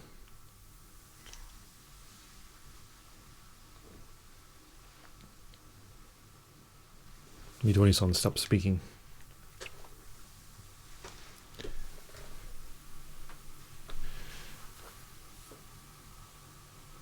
There was about a full minute of silence before she resumed her story. I felt like something had hit my bonnet.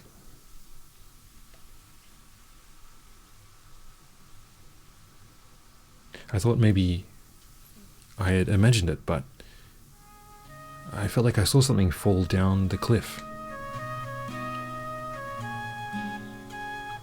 There was a prolonged silence.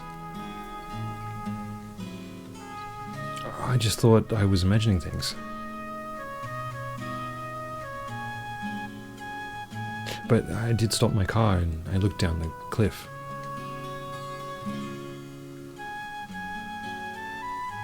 Kyoko-san stared at Midori-san as if she was about to swallow her whole. Midori-san was aware of Kyoko-san peering at her, so she looked away. There was a woman wearing a red ski suit who had collapsed at the bottom of the cliff.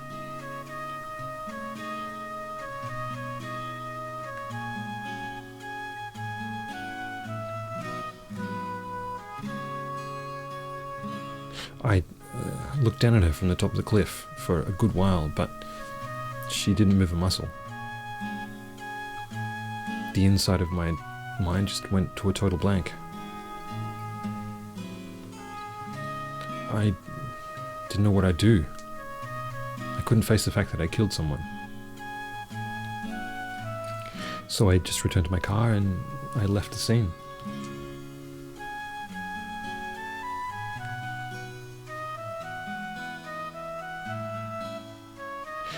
I don't think I really hit her with my car. I just lightly grazed her from behind and pushed her down the cliff. But seeing it was snowy on the ground, she probably slipped.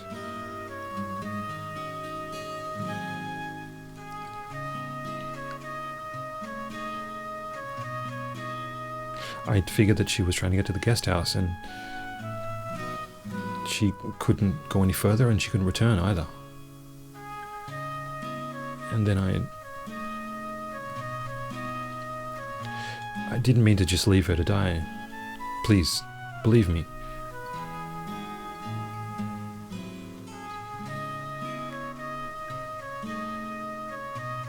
I do believe that I killed her. I didn't think that she was alive.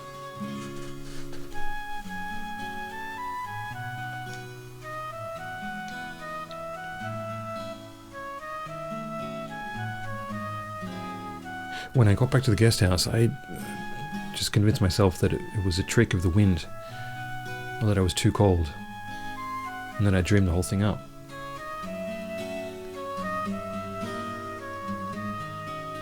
So when I heard about 2 days later that they'd found a body, all I could see was darkness.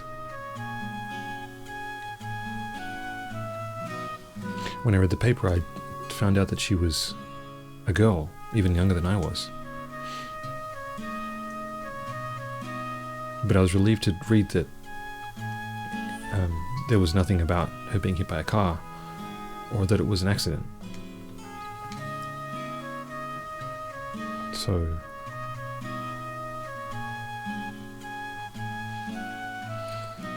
and suddenly Midori-san started crying.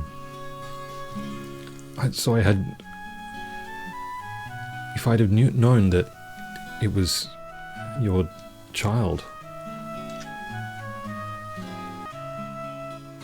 once I heard that they discovered the body, I decided to accept Toshio-san's proposal, which up until then I had denied.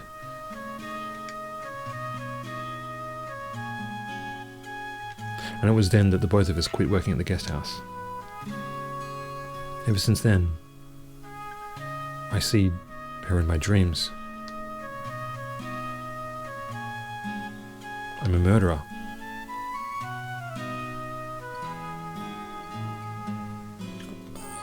I should be killed by you, Kyoko-san.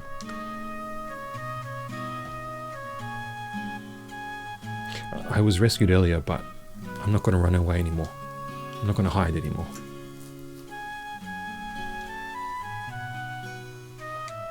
It seemed like Midori-san was finishing up with her story. "No, just wait a minute," Kaima-san said.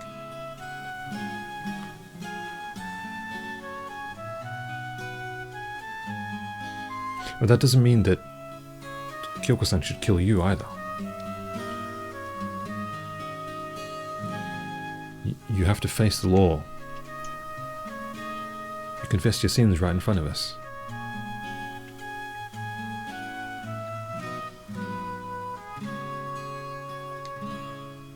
You have to tell the right people. Nobody else has the right to do anything other than that.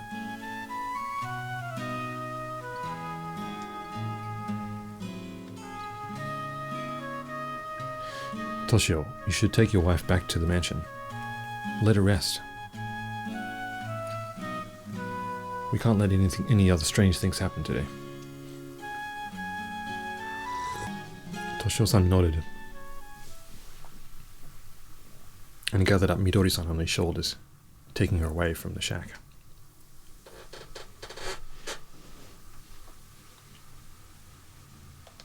"Why didn't you tell me?"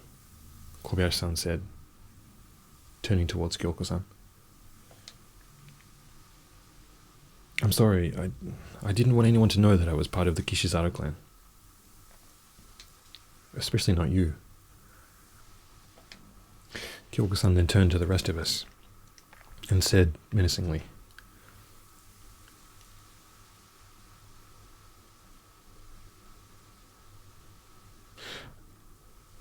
"I only knew that my brother was alive recently, the one that I was separated from at an early age. I was shocked to find out that he was a composer, so I decided to get in contact with him. We exchanged letters and phone calls every once in a while.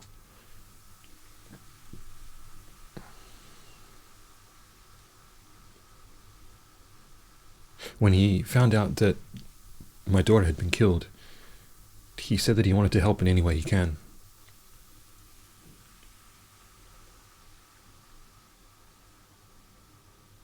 I tried telling him that I didn't want the only person that I shared blood with to help me in such an awful criminal act.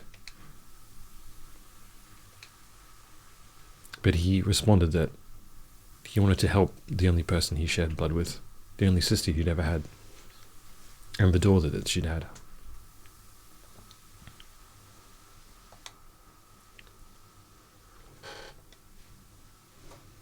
I know it's something that I should be ashamed of, but I also knew that I couldn't carry this out just by myself. So I decided to let him lend me a hand. But I regret it now. I don't care what happens to me anymore. But my brother, he only helped out. He was the one that called Masaoka-san, turned the tape on, and turned the electricity off. He hasn't done anything bad. The only bad person here is me.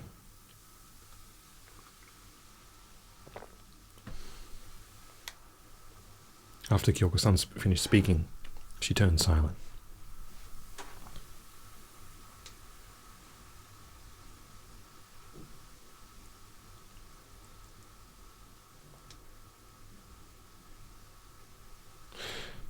It was all of us could do to just look around at Murakami-san, who seemed to have been aged over the past few minutes,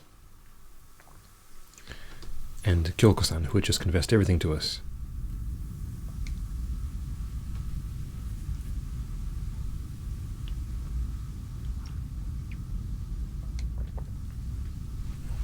Do you guys hear that sound? It sounds like the waves, Mikimoto-san whispered. He was right. We could hear something. Some kind of low rumble. Something that hadn't been there until now.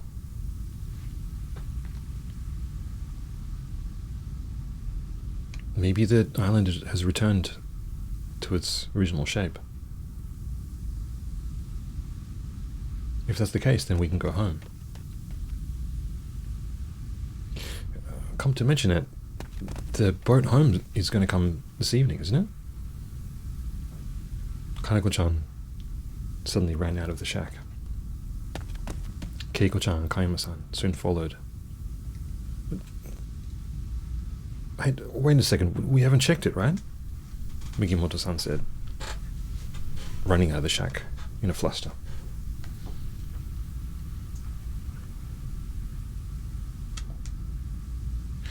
Mari drew closer to Kobayashi-san and said, "Come on, uncle, let's go home." Okay, but Kobayashi-san looked up at Kyoko-san.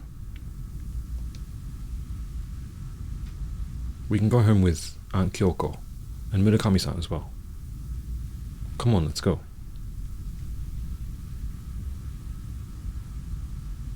Encouraged by Mari,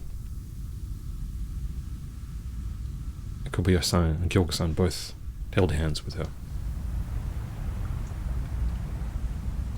The 5 of us climbed down the mountain.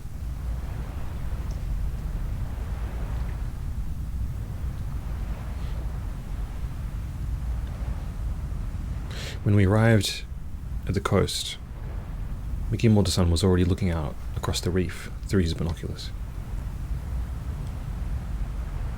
The low rumble we'd heard before grew louder as we grew close to the coast. "How does it look?" Mikimoto-san said. Mikimoto-san, I said, drawing breath. "Take a look for yourself."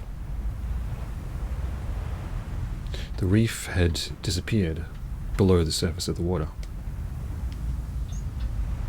The island was returning to its original shape. "The ring's breaking. We can go home soon."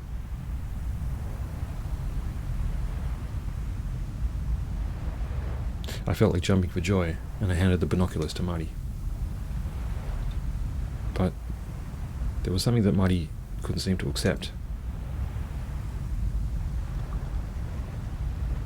Instead, she didn't look at the reef, but looked at the coast instead.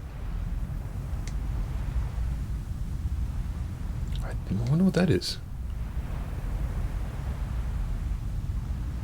It was some kind of long animal. It was perhaps about 6 meters long. Was that like a snake or something? No.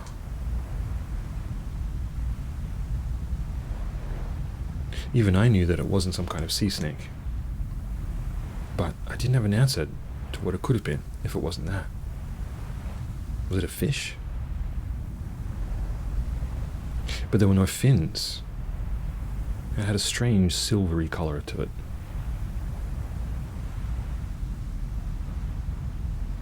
It had a small head and some strange red hairs growing from it. There was something odd about it. And just then, suddenly, Mari started whistling.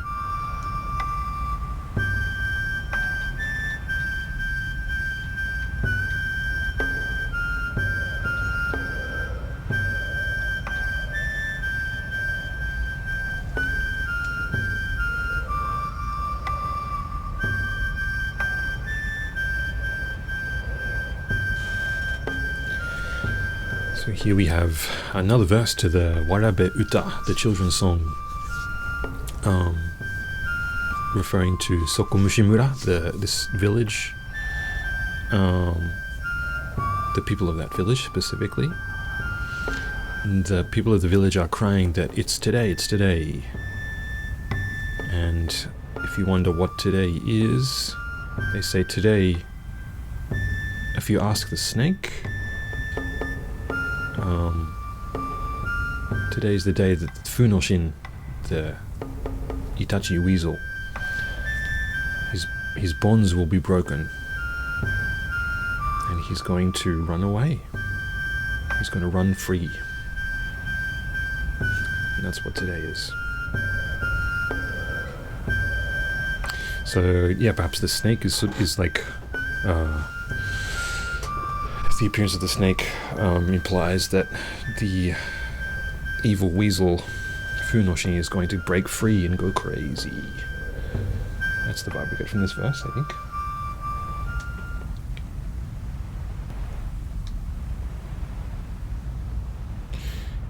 A little flustered, I turned to Mari and said, "You don't mean that there's still going to be all these weird staged killings or anything? We already know who the culprit is." "I'm sorry, it looked like a snake, so I just remembered the song." "That's not a snake. It's an oarfish, also known as a ribbon fish or the king of herrings. Type of fish, I guess," said Kobayashi-san.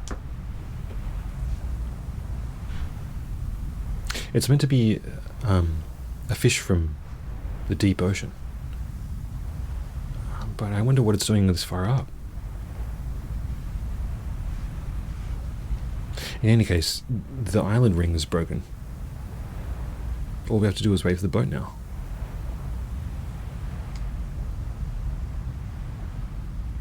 But there was a strange expression on Marty's face.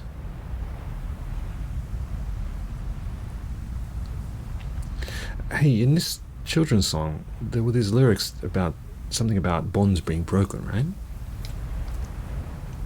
Yeah, I guess so. Well, when you think about it, the ring of the island is broken, and this snake thing has come out as well. That's just a coincidence, isn't it?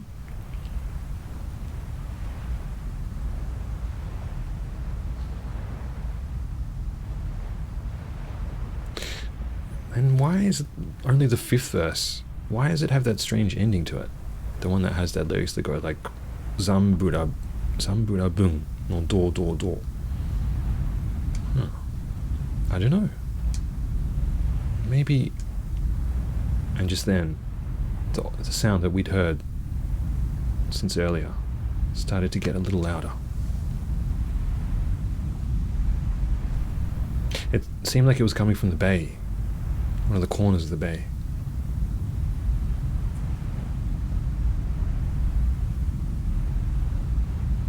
Mikimoto-san tore the binoculars from my hands and looked through them once more.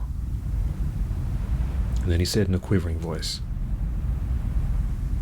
"The waves. Those big waves." I knew instantly what he was talking about. They're coming this way. It's coming. It's a tsunami. From the direction of the bay,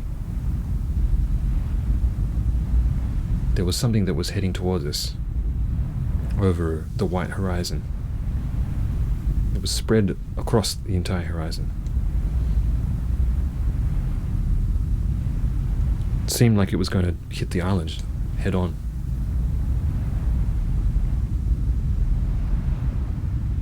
I descended into a panic.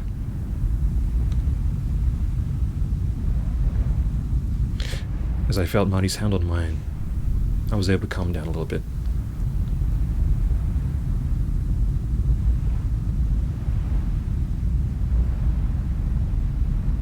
It wasn't the time to lose our nerves.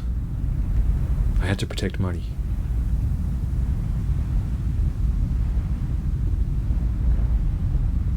When the tide goes out and the sea level sinks a little bit, that's what happens just before a tsunami.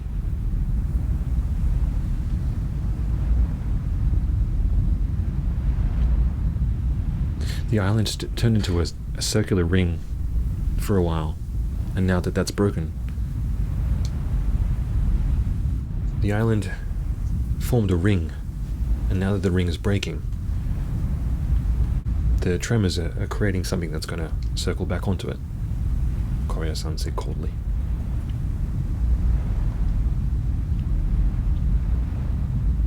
What? You knew? You knew that the day after the night of the Kamaitachi, there would be a tsunami? Kaima-san asked Kyoko-san. I had no idea. There was nothing written about a tsunami in the documents I received from my mother either.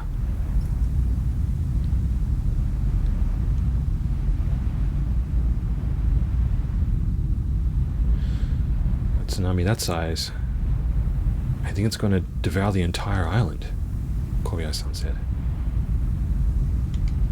Of course, Mikimoto-san's boat.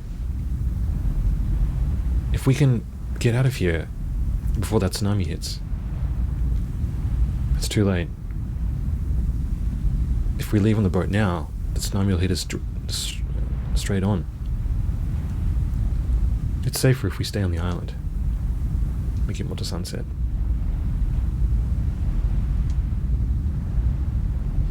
A cruiser of this size, it'd be destroyed on first impact.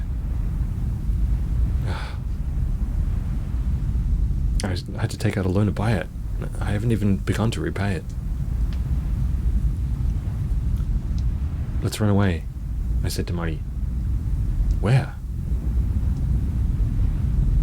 I don't know. And then I thought,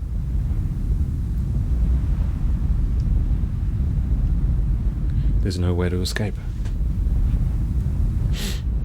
The low rumble and the sound of the sea grew lower and harsher. It got deeper. It seemed to remind us that there was nowhere to run.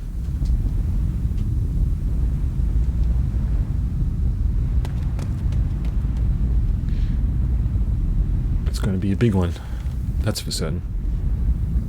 We need to get up on higher ground, Kayama-san said, and ran towards the mountain. The two office ladies nodded to each other and then ran after him. Migimoto-san also ran following them without saying anything. But Kyoko-san and Kobayashi-san didn't look like they were going to move from that spot. Quick, we have to run away. We have to get out of here, Mai said. But Kyoko-san just shook her head. I'm staying here. Why? Simply for revenge. I ended up killing people. 2 people that weren't even related to my revenge.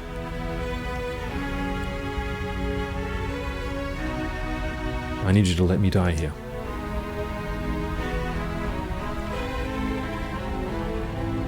But you have to live and be trialed justly, I said.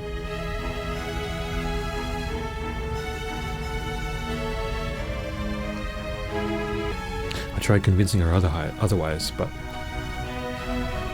all she did was say to me softly, I know it's strange for me to say this, but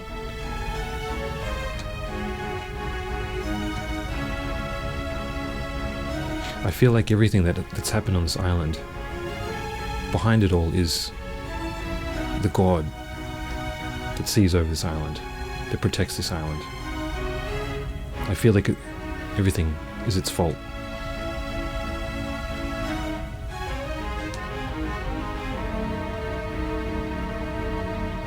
And although I had no intention of doing so, the fact that the murders all seem to replicate those deaths in the children's song, I feel like that was the God's doing.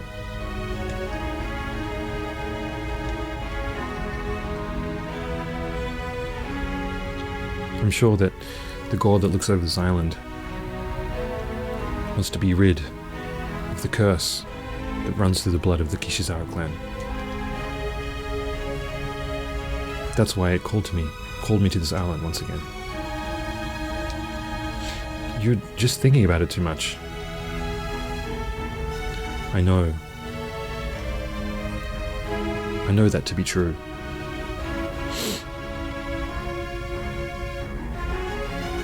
That's why I intend to die, looking directly onto this tsunami.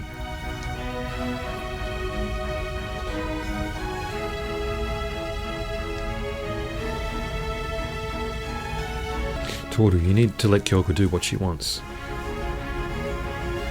She's killed 2 unrelated people, 2 innocent people, and inconvenienced a whole lot of people. I don't think she'll be forgiven for anything she's done on this island. But I know how she feels, losing her own daughter. And I don't want her entire life exposed in a public space. Toru, I need you to understand. But, of course, I'm going to stay here together with Kyoko. With a shocked look on her face, Kyoko-san turned to look at Kobayashi-san. He nodded, and then she said nothing in response. Uncle, please, you need to run, Mari screamed. both of you die, what's going to happen to Spur, the guest house?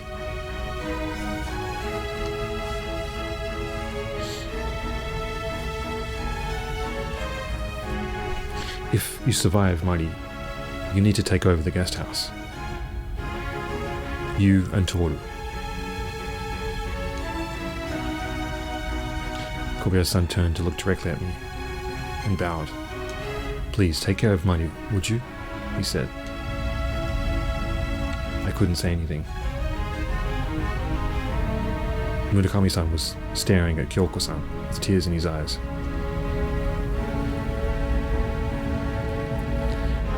The deep sound that reverberated across the bay sounded like a taiko, and sounded ever louder to our ears. Go, please, Kobayashi-san said, his voice rising in volume.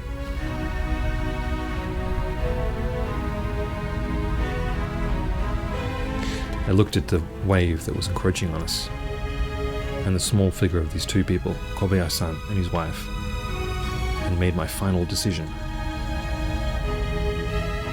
I grabbed Mari's arm and pulled her towards the mountain. Let me go, Toru! Let me go! Mari screamed, but she was no match for my strength. I heard Kobayashi-san shout from behind us. Go, he said.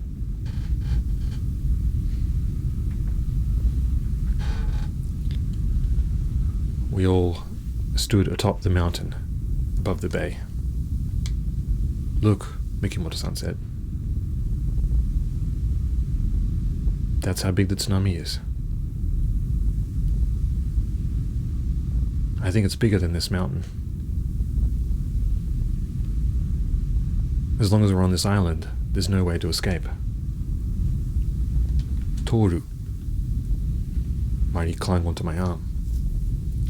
I'm scared. We were apart when we were born, but we'll die together. I felt tears welling up in my eyes. It was just then that I suddenly happened upon an idea. The mansion. Everyone return to the mansion. What are you, an idiot? If we go back to that building, we'll all drown. Koyama-san said. But I had a reason. The Mikazuki Mansion. It was built in the Meiji era. In other words, we know that the tsunami that came 50 years before this one, we know that it survived it. I mean, it's a little run down, but it might be really strong. Yeah, but Mikimoto-san said. But I shouted back at him. There's no time. We need to take the risk. We've got nothing else to lose.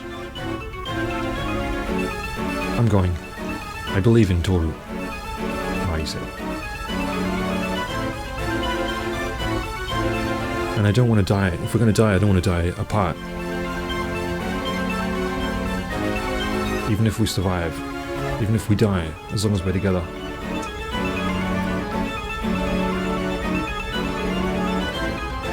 It was all I could do to keep the tears from rolling from my eyes.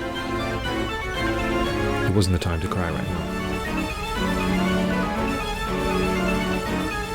I'm going to, Kaneko-chan said. If we're going to die, I want to do it inside a room, not up here. If you're going, I'm going too, Keiko-chan said. Mikimoto-san and Kayama-san looked at each other. Well, guess I'm going too.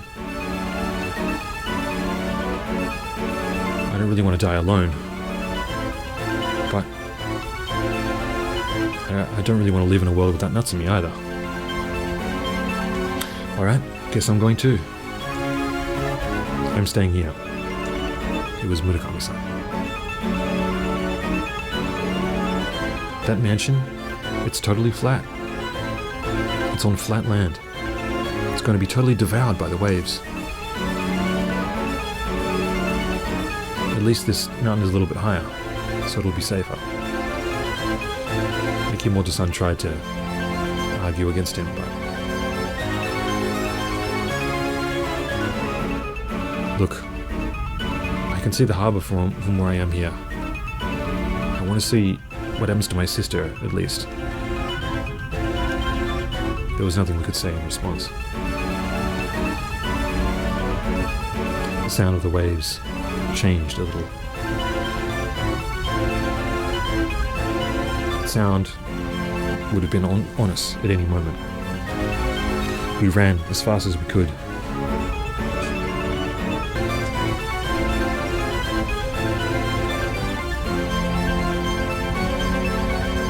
We ran down the hill. It seemed like we would fall at any minute. And when we got through the tall black sea break wall, we saw the entrance to the lobby.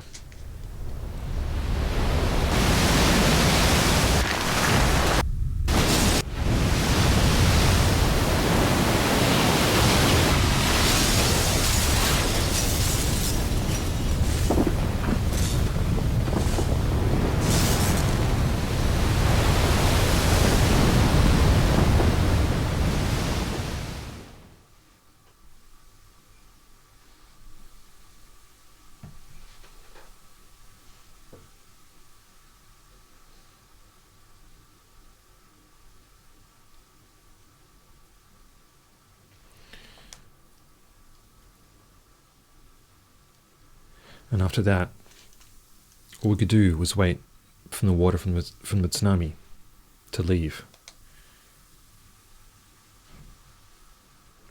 Even after all the sounds had disappeared, all I did was hold Muddy in the darkness. And then, I don't know how much time had passed. After a long silence, we went to the lobby and opened the front door.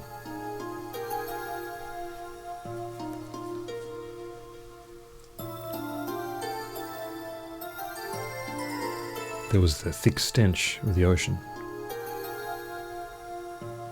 There was about 10 centimeters of seawater that had piled up on the ground. The carcasses of several dead fish and seaweed scattered everywhere, like napkins. There were split roof tiles, destroyed pipes,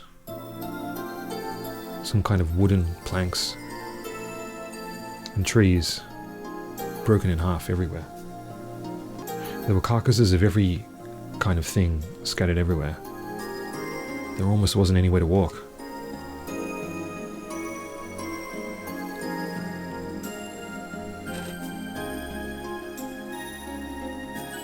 Looking back at the mansion,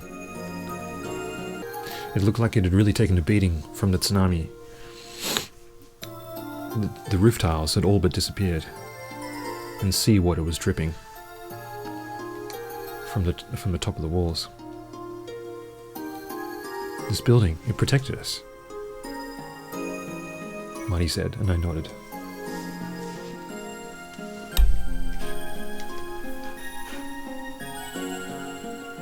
Kayama-san, Keiko-chan, and Kanako-chan came out of the door of the mansion with a frightened look on their faces. Toshio-san and Midori-san followed soon after, looking exhausted. Mikimoto-san was last. He had a slight smile on his face.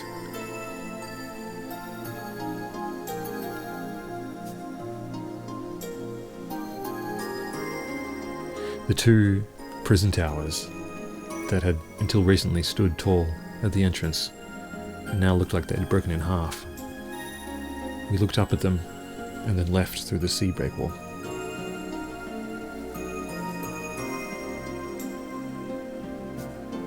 The forest surrounding the mansion looked like a giant had run loose throughout it.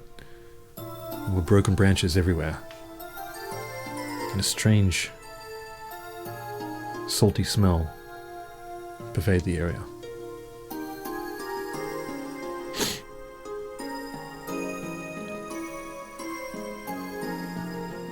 The trees and rocks that had fallen from the hill barricaded the paths and made it very difficult to walk.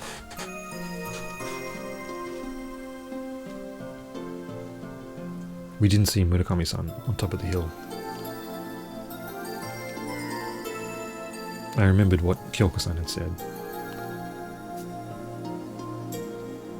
She said that she felt as if the god that oversaw the island wanted to cut ties with the Kishizawa clan, the blood of the Kishizawa clan.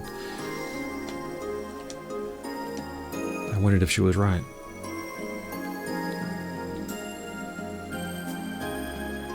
Perhaps everything that had happened on this island was the doings of the god that ran this island.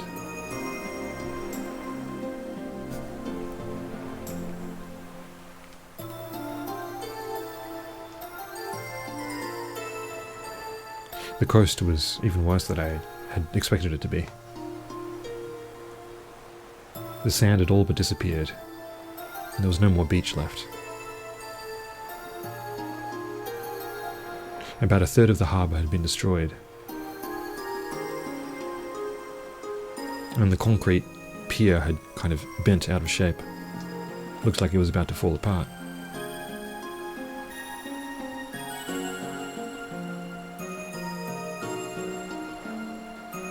The entire bay looked as if it changed its entire shape. Toru. Mari leant on me and started crying.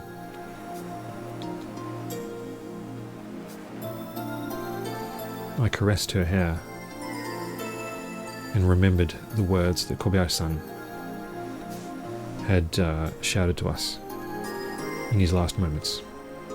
Go.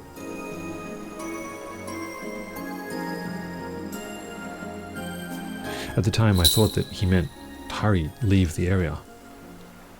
But I think what he probably meant was go and live your lives.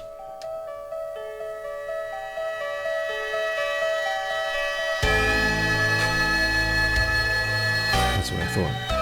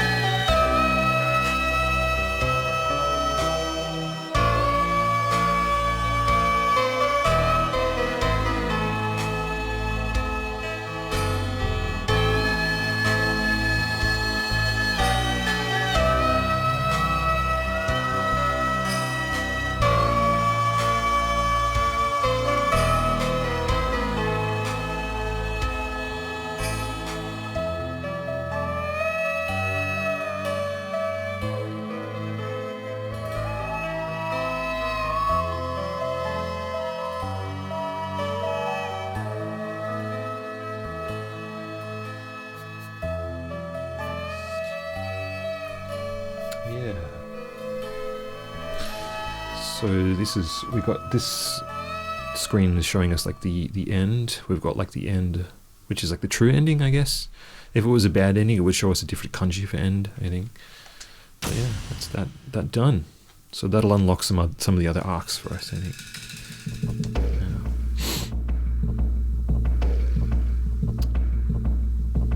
Yeah. So this is a trailer. It's showing us the trailer. Maybe this is for the other arcs, I think. The air feels heavy, Kobayashi-san said. Kangokujima, an island bloodstained with history and tradition. Those mysteries are going to come to light. Oh yeah, this looks quite different. The truth behind Kamaitachi no Yoru. Oh, that's the logo from the guest house. The hidden past. 3 stories from 3 different keys. Wow, this looks sick.